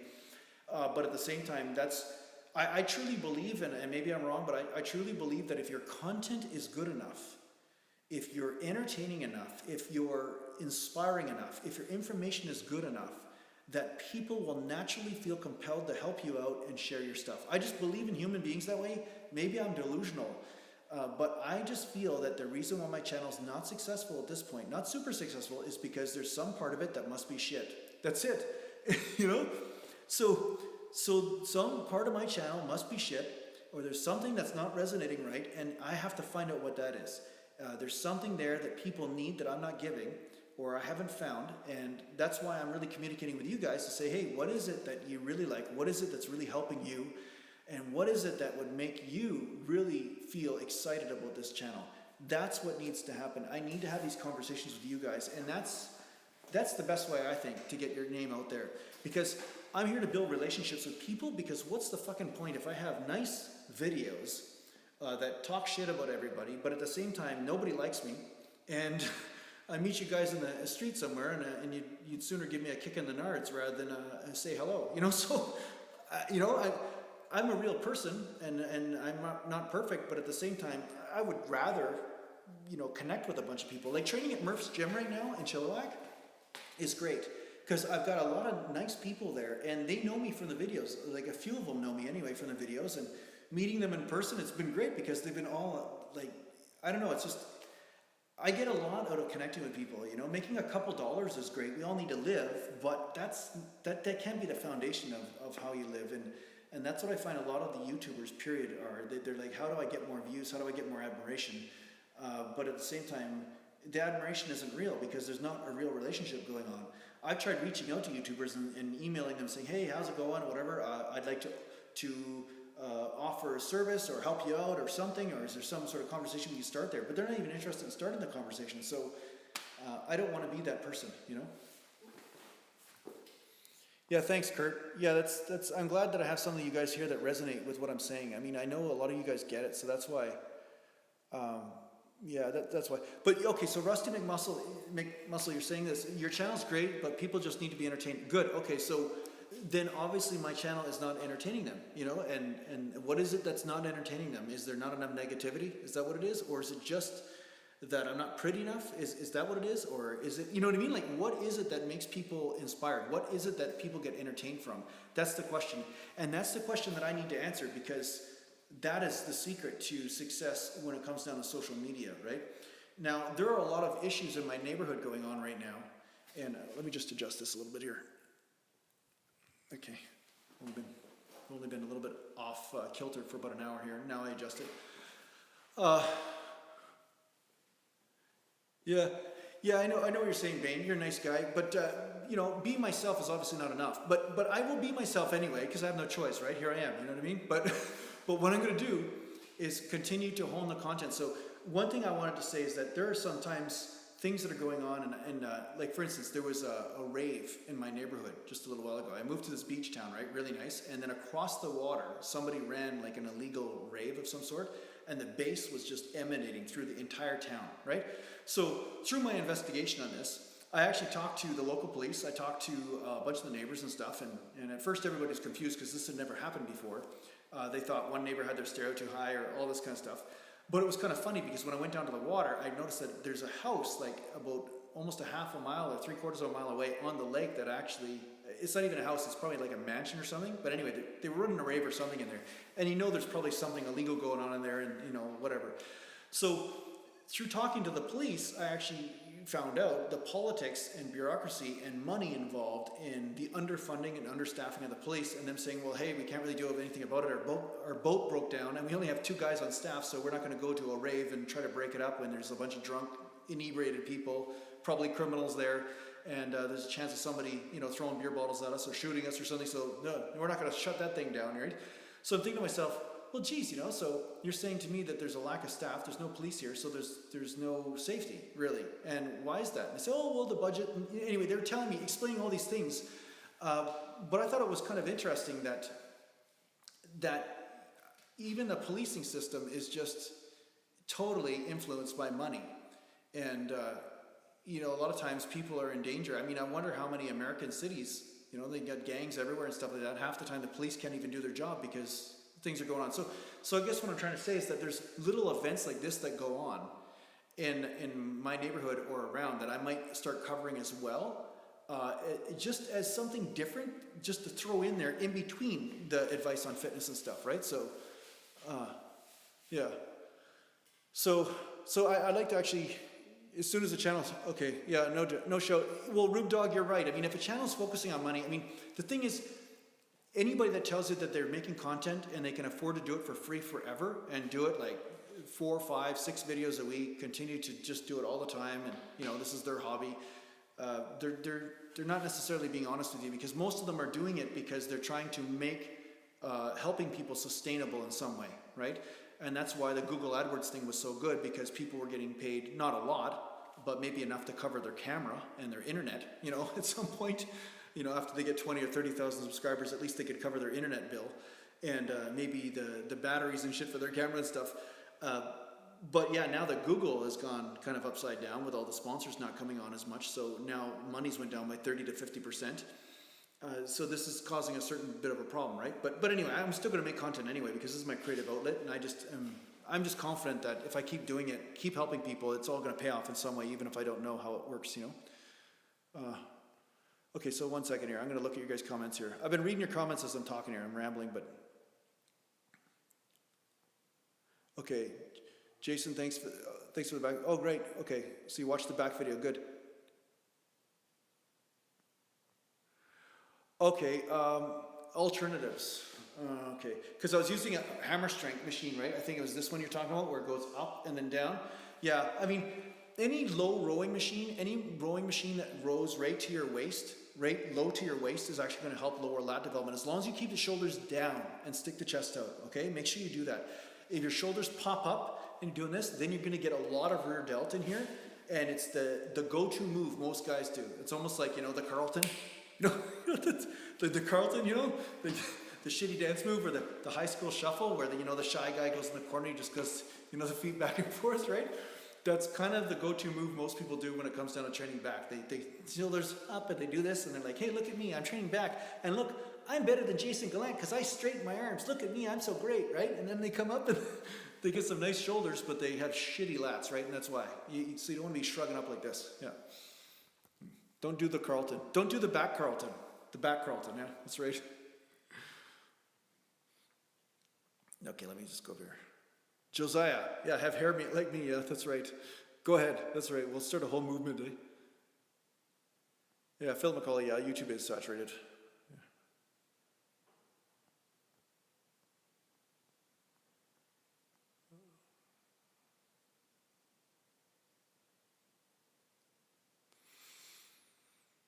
Yeah. Okay. All right, okay, I think I got everybody's comments. If I haven't answered any of your comments, just put it up again here, so that way I don't have to. Yeah, Roof Dog, slapping the shit out of the guy that broke my crayons, that would bring a lot of views. Well, here's the thing, I'm actually doing videos of me going down the beach, and actually, I'm gonna cover, I'm gonna be like news on the scene, okay? So just so you guys know, I think this idea is coming to me right now as I'm talking to you, because I've already been taking footage and stuff of guys getting arrested on the beach, or shit going wrong on the beach and stuff like that. So I thought it'd be neat to have these little interludes of things that are going on in the village where I live as the summer season comes, because it's really busy down here. Like it's cars are parked all the way down, up and down the street and everything, and you got all sorts of different types of trash and good people combination, you know, because summertime attracts all sorts of people to the beach, right? So you get a combination of that family, nice people to the, you know, the other types of guys that aren't necessarily so nice. So yeah, I think I'm going to do a little bit of a media channel on here. I think I'm going to actually change it around a little bit like that. But I'll do the information, the workout video, it'll still be workout vlogs, I'll get that, but I'm going to put a little bit more interludes of different types of content, just as kind of like snippets. And I think that might make it kind of fun, because it'll give you guys a different perspective on what's going on around here too, and maybe give you a snapshot of some entertaining stuff, because sometimes you do catch some weird shit on camera. So yeah, we'll see what I can catch actually. I caught some guy actually, you know, it's too bad I can't show you right now, but I caught some guy driving around the lagoon of the beach. It's like it's illegal to drive on there, but he's just driving like over the beach where people are actually laying down. He's driving in his truck, just going around. So I'm like, oh shit. So anyway, yeah, I'm gonna get some of this stuff. I think that'll be entertaining. I think that'll be good.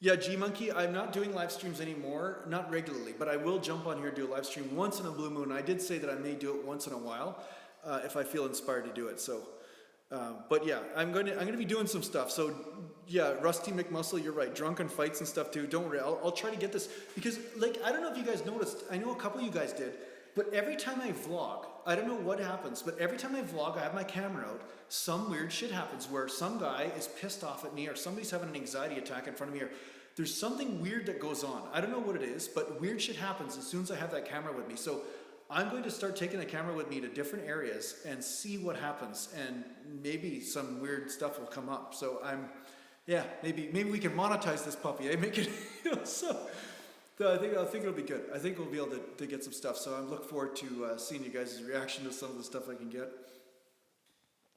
Yeah, I'm going to be like a bodybuilder reporter, right? Yeah. What are some of my favorite channels on YouTube? Yeah, Rube Dog, the guy was parked wrong. And honestly, you should have saw it. The guy was parked wrong. He was over the line. And I wasn't really mad about it. I was just trying to kind of create something like, hey, okay, this is the way my day's going. Guy's parked wrong. But as soon as he saw my camera on it, you can hear him in the audio. He goes, hey, what are you doing? Like right away, pissed off because he was just coming out there. And yeah, he was totally pissed at me just for even having his car in the camera shot at all, right? Because he thought he was entitled.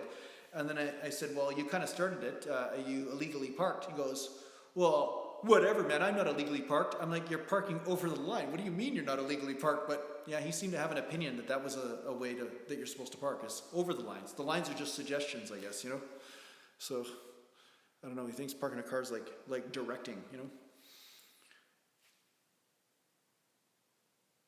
Okay, so G-Monkey, you're saying something. Sorry, buddy. Okay, I'll get back to you here. Okay, so sorry, I got off track there, G-Monkey. So, yeah, so anyway, I'm going to be doing live streams once in a while. I'll jump on here once in a while. And who knows, if I jump on here and I'm not home, it's probably because there's some sort of major event going on the beach and I want to get it on camera or on my phone here, live stream it or something. So, yeah, so I'm going to be doing them once in a while, for sure.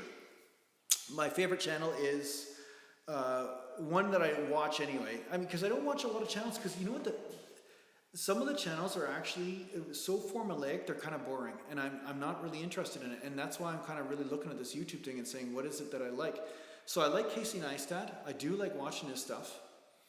I used to like watching John Olsen. I think that's his name. He's a professional skier and stuff like that. And he's got millions of subscribers, and he films on a 4K video thing and everything.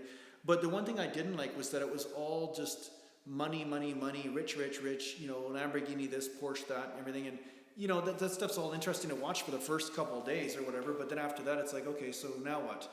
And I found that there wasn't enough soul in it for me, you know? It was always the Gorilla with a Cause. I've never watched that, no. I haven't watched a lot of bodybuilding YouTubers, to tell you the truth. I've seen them. I've seen the Nick Wrights and the Pump Chasers and all this, and I've, you know, seen all of them, but once again, nothing really that inspires me or makes me say I really am entertained by watching that stuff. Yeah, so it's the stuff that I get entertained from. Honestly, I watch some booktubers from time to time, to tell you the truth. I do watch this one girl, Catastic, and I watch a couple booktubers once in a while. And I do watch, what is his name? Metal Jesus Rocks or whatever for gaming stuff. Like he does gaming reviews and stuff. I like watching video game reviewers. They do the old video games and the new ones and stuff. I do like watching some of those guys and some guys that collect video games or different types of paraphernalia like books and stuff. So I like all that. So those are the types of things that I seem to watch. And other times I'll watch like camera gear type guys or music people, but I don't really have a favorite YouTuber. I'll just, go on a tutorial here and there when I want to learn something, that I don't know how to do or something. Or if I want to research a piece of equipment that I don't know, yeah. What about the Live Earth from satellite? No, I don't usually watch that, G-Monkey, no. Oliver Lawrence, do you like bodybuilders from the golden age, or do you think they just give a false representation? What do you mean by false representation?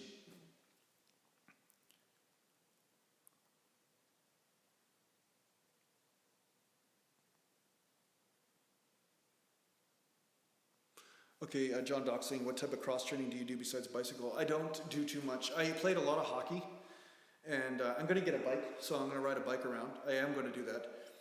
That's my wife's bike. It's not my bike. But yeah, mostly I just train. I mostly just lift weights now. And I did martial arts. I did some qigong and stuff too. But yeah, I don't do any of that stuff anymore. I like specializing in what I'm doing, and I find that if I concentrate on weights with different angles and things, I find I get the best workout and it feels the best for me. I don't mind swimming. Swimming is fun. I sink like a rock, but I like swimming.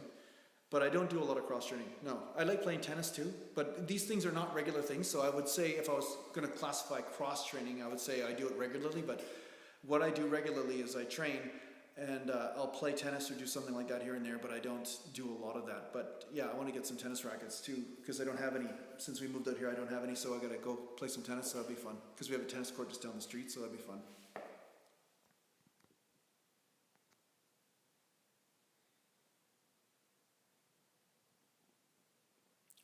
Turbo, your high vibration upsets the negative people. Well, actually, there is something like that that does happen. Have I seen any of Paul Chek's videos? Yeah, I've seen one or two of them, yeah. You know what the funny thing is? I know this might surprise you guys because I'm doing a teaching channel on workouts and stuff, but I don't do this channel because I enjoy information about bodybuilding. I actually don't do it because of that. I do it because I just enjoy bodybuilding, but I don't necessarily enjoy just researching information. My brother was more like that. He liked to actually look up different research studies and this and that and try things out. And I don't know, I've always been kind of an instinctual sort of dude. I always like to try things out for myself. And I was the type of guy, instead of looking up how to play the guitar, I would just play the strings and say, okay, what sounds right? Which is how I play music now on my computer. And I design everything. I didn't really look up how to play a note as much as I learned a couple things to get started, but then I try to feel my way through things. And that's where I get the most amount of fulfillment from it. I don't necessarily like too much left brain stuff. Although Paul Chek, I know, is doing a very spiritual aspect of training and talking about different systems and chakras and all this. So I think his information is probably very valid and very good. But at the same time, yeah, I'm not really, I don't know, I don't get excited from that. I get excited from playing. And playing can come in many different ways, but playing creatively is really fun for me. I love dancing and stuff. I guess dance would be another cross train. Like I like dancing, pop and lock. I like all that stuff too. That's all fun. Hiking, I'm doing a little bit of that too. And yeah, these things make me come alive. I like all that stuff, but I'm not necessarily an information fiend. I'm not so much into, okay, research this, research that. And some people are surprised by that, I guess, because I run an information channel. But that's what I'm saying. It has to be more than information for me to be inspired. I can't be inspired just by sharing information. I feel that's why the live streams, I had to stop them a bit, because it was just about a bunch of people coming, asking a question, then taking off, but nothing really came of it. There was really no relationship coming from it, so what's the point? I just felt like a hooker, you know what I mean? Like they just come and then they don't even pay me, you know what I mean? They just come and use me for some information. They don't stick around, so there's no friendship that comes from it, so what's the point, you know what I'm saying? So I find that, yeah, I don't get off on information that much, Sharing, I can share a little bit, but it has to lead to a propitiation of if that's the right word, or perpetuation of creativity. You know.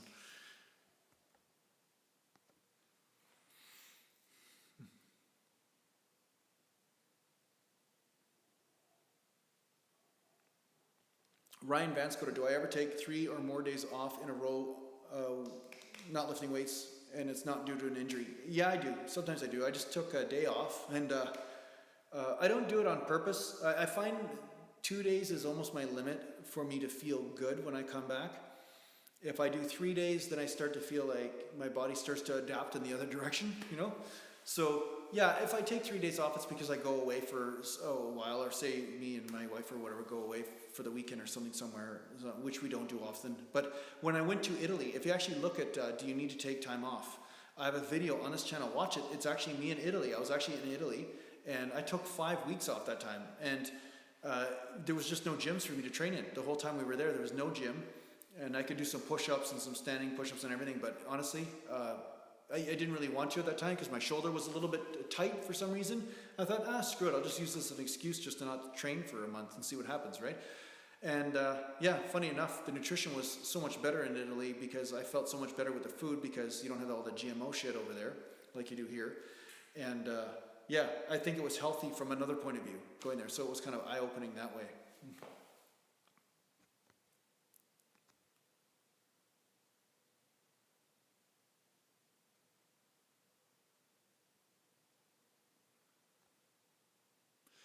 Do I use resistance bands while traveling? I think they would work. I don't really take them with me because I always find resistance bands aren't enough resistance to really challenge me because they're too light unless I'm working really small muscle groups. Scott Brick, do I ever feel depressed on days I don't train? Okay, so Scott, just so you know, my first job really is a meditation teacher. Now something happened to me years and years ago, and I know exactly what you're talking about. You know, when I was in the early stages of my training and stuff like that, I used to have that up and down, whether I trained or not would depend on whether I emotionally felt right or not. You know, I feel like a little down because I wasn't training. The endorphins weren't going, stuff like that. But after I started doing the meditation and I worked heavily with my wife before her and I became a couple and everything, and I wrote a book about it called Awakening with Aratima. You can get it on my other website, jasongallant.ca, and I teach mantra, meditation, all this stuff there.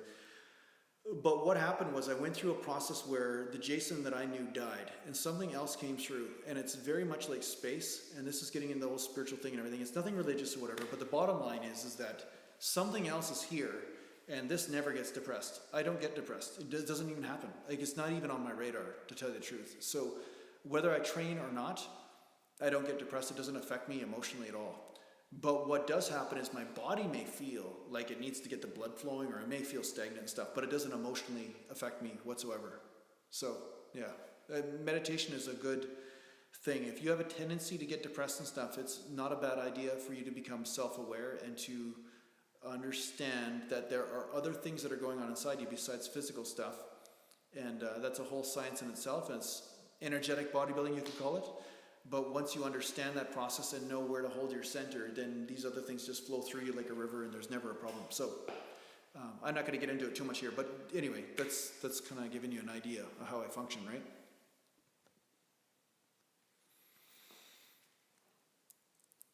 How much strength did I lose when I took 5 weeks off? Nothing that I couldn't gain back in about 4 or 5 days. So I didn't really lose any strength. I've had this strength so long, Philip. I've been at this strength level. I've been actually stronger than this most of my life. The only reason why I'm not as strong is because, like, say there's instability in a joint or something from a hockey injury or something. But honestly, my strength is, I lose the pump and I lose the glycogen storage. So I lose the coordination or something, but that comes back within about 4 days to a week. And then everything's the same. So how much strength did I lose? Probably 15%, you know, as far as reps and stuff that I could get. But it comes back really quick as soon as the body fills up with the food, right?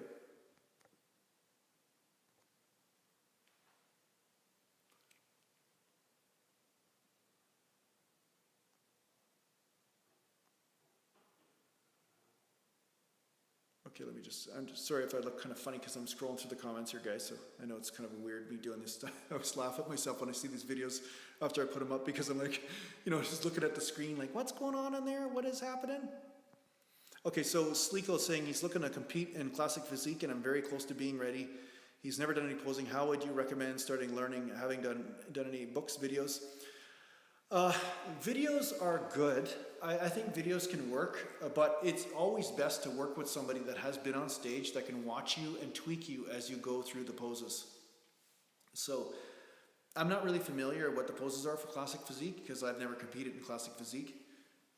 Although it is something that I thought maybe that would be a good thing for a natural guy to do, because maybe you can compete with the big boys a little bit more so because they can't be above a certain weight level. So maybe it's actually a legitimate way that a smaller guy could go really far in the whole fitness industry. So I thought to myself, oh, maybe I could actually do that with my physique. Who knows, right? Because I'm only 200 pounds. Maybe somehow I could do that. But at the same time, it's always good to work with somebody that has been on stage and that is coached other people and that can kind of find out how to bring out the best of your physique, because some people, they want to, pose like this, and some people, they want to turn their arms more or this, or, up or down. Like sometimes there's just different ways to manipulate your physique to make it look the best on stage. So I would recommend hiring a coach, hiring somebody that understands that the posing intricacies, or has been on stage, or has worked with other people. So try to find somebody in your community or somebody local that does that. And if you have to pay a few $100 then, or $1,000, whatever it is, I don't know how much you're going to work with the guy or not. But if you have to pay $300 or $400 or $500, then it'd be worth it, because you can really make a big difference in how you look on stage depending on how you pose, right? Yeah. Hammock Sing Man, how to do a proper cut. Okay. If you want to know how to do a proper cut, just watch my videos on how to burn body fat and how to eat, and what I'm doing with my diet, all this kind of stuff. I have a lot of videos down there. Just go click on the uploads and just go through them. And basically you're going to find a lot of stuff, information I talk about on diet and macros and all this kind of stuff and how I do it. Okay, Solar AB. Will I ever compile or any old composing videos? Well, the funny thing is I do have some videos. Let me just 1 second here. Just wait.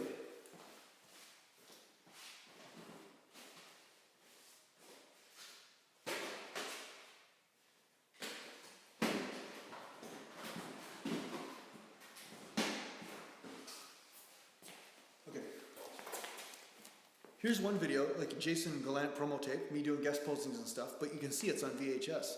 And I don't have a VHS player, and I don't have any way of converting it into a digital format that I can edit with at this point. So that's kind of one of the problems I have.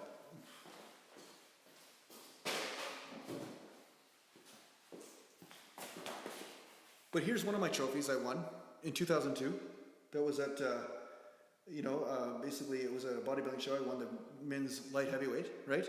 Okay. And yeah, but I need to get, I don't know how to do it. Honestly, I don't know how to do VHS on thing. I have to get a VHS player, I guess. And then I have to get some sort of adapter cable or something that I can plug into a Mac. I don't know how to do it. I need to convert it somehow. And I talked to the local computer shop and they couldn't tell me an answer on how to do it. So anyway, here's one wearing trophy. I'll show you another one here.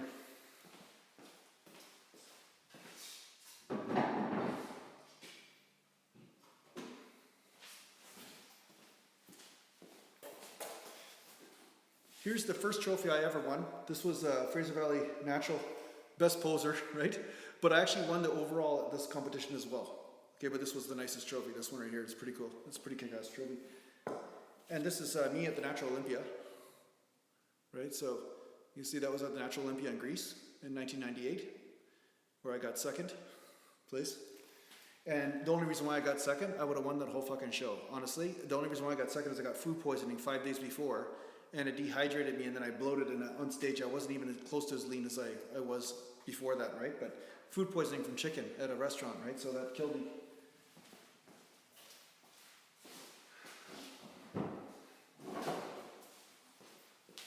So yeah, I've got some more tapes upstairs of my competing, and I have them all together there, but like I said, I have no way of converting them yet, but at some point that may happen. So if I do, then I'll put them up for sure.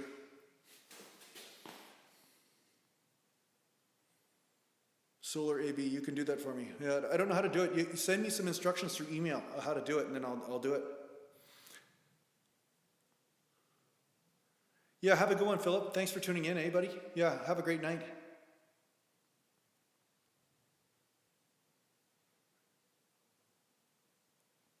Oliver Lawrence, is there benefits of training in the morning as opposed to the evening? I think it depends on you, and in my opinion, honestly, you got to train when you know you can stick to it. If you train because you're supposed to, like for instance, say you're working an 8 or 9 hour day at a warehouse or whatever it is you're doing, maybe you got to commute a lot and stuff, and you know when you come home, it is next to impossible for you to get the motivation to work out, then that is a primary reason for you to train in the morning, to get it over and done with. And then your day is done, then when you come home, you can just crash and then get up in the morning. But other people, they don't function that way. They find it's just too hard for them to get going in the morning. So I would say then you need to train at night. But whatever it is, a regular time you can stick to, that way you'll train the body to have the energy to train at that time. So I think it's good to do that. To train your body and stick to the same time almost every day, or in most cases, and I think you'll get a lot more benefit, right?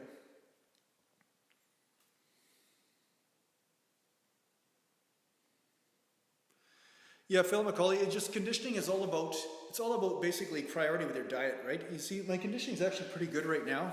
And you know, the thing is, that's just, when you have a tan on and you're underneath those lights, it just accentuates everything more so as well, right? Including the fat, to tell you the truth.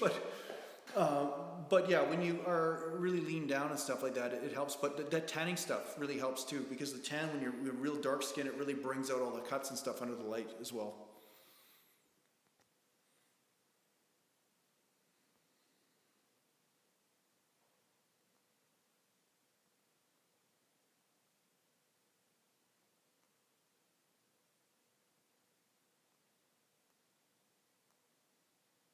Let me just see. Yeah, thanks, John Doc. Yeah, thanks. Okay, cool. Okay, I think I got all you guys. Yeah. Cool, man. Anything else you guys want to say? Anything else you want to suggest? Or ask or whatever?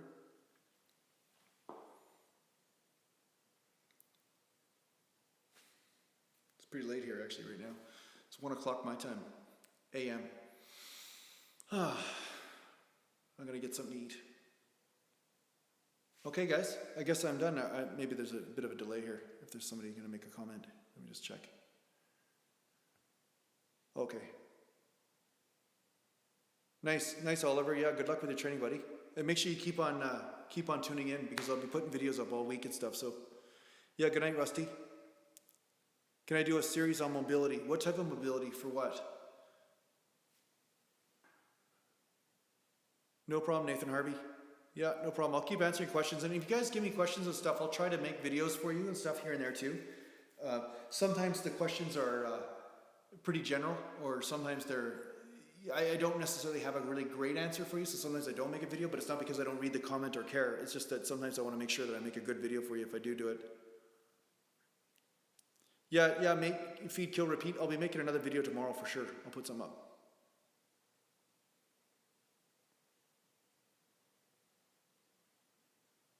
Okay, so solar AB, different joints. Okay, you want me to do a video on mobility for different joints, hip mobility and shoulder and ankle and everything.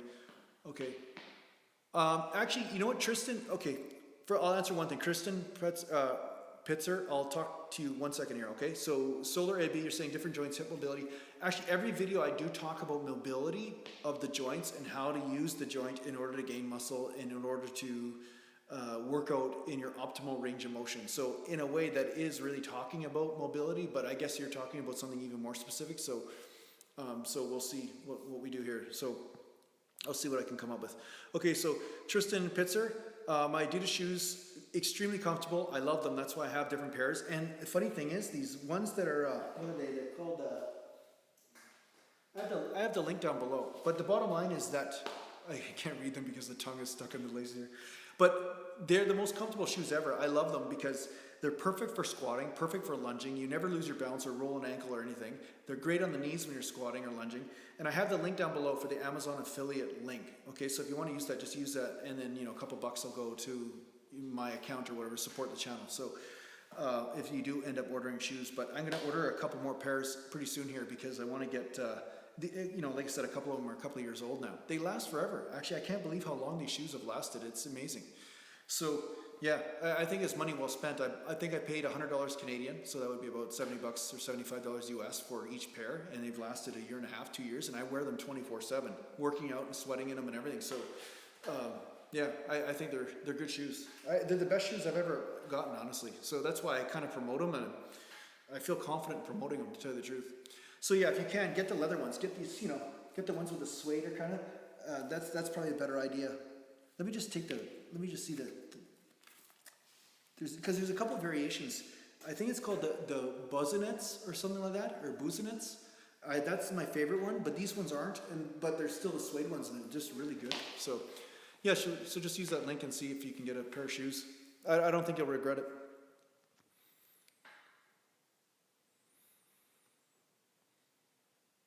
Cool. So Bane's saying, what's a good full week routine if you're just stuck with dumbbells and body weights for the week? If you don't have a bench, do you have a bench? Do you not have a bench? Yeah. So, I mean, honestly, if I had just dumbbells, I'd be laying on the floor doing bench presses just from, elbows touching the floor and then up, right? I'd be doing that. I'll be doing dumbbell curls. I could lay on the floor, do dumbbell skull crushers. I could do kickbacks. If I don't have a bench or anything, then of course, I'm assuming you don't have a bench or anything. So, but yeah, you could do dumbbell skull crushers with some push-ups, like a giant set. That would really help burn out the triceps. Back, I don't know how you train back if you don't have, you could do bent over dumbbell rows, but I don't know how heavy your dumbbells would be. But bent over dumbbell rows are awesome. Yeah, no problem, Tristan. Yeah, no, I've had the shoes through every video because I just love them, so that's why I've stuck with them. You can actually see if you go back, I've stuck with these shoes just because they're great for training calves too and everything. So I just got a pair of black and red ones, so that's been good. Okay, so Bane, you're saying, yeah, no bench, just dumbbells some week, not seeing good results from 5 days split like that. Okay, yeah, it depends on how big the dumbbells are. It depends on whether you have enough weight in order for it to be intense or not, Bane. But if it's only for 5 days, don't worry about it. I mean, you can, as long as you get a pump, you're good, right? You'll just maintain things and keep the blood flowing. That's all you can do, right? There's nothing wrong with that.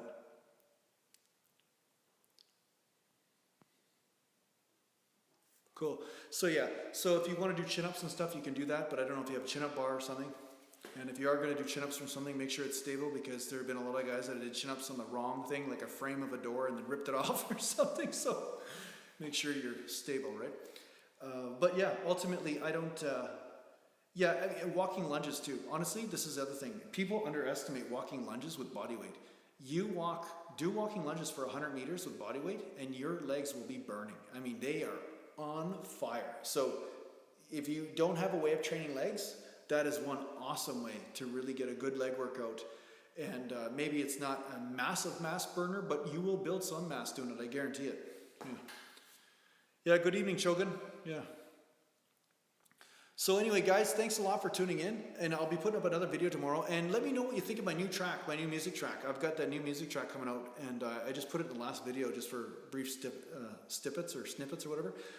So let me know what you think about that. And yeah, I'll be tuning in to you guys once in a while. I'll be doing another live chat once in a while as well. So basically, just feel free to make sure you go down here, click on the gear icon beside the subscribe button. So make sure you subscribe and then click on the gear icon, and then make sure you receive notifications. So that way when I go live, you're going to get notified, and that way you'll know kind of when I'm online. So, you'll have like a pager.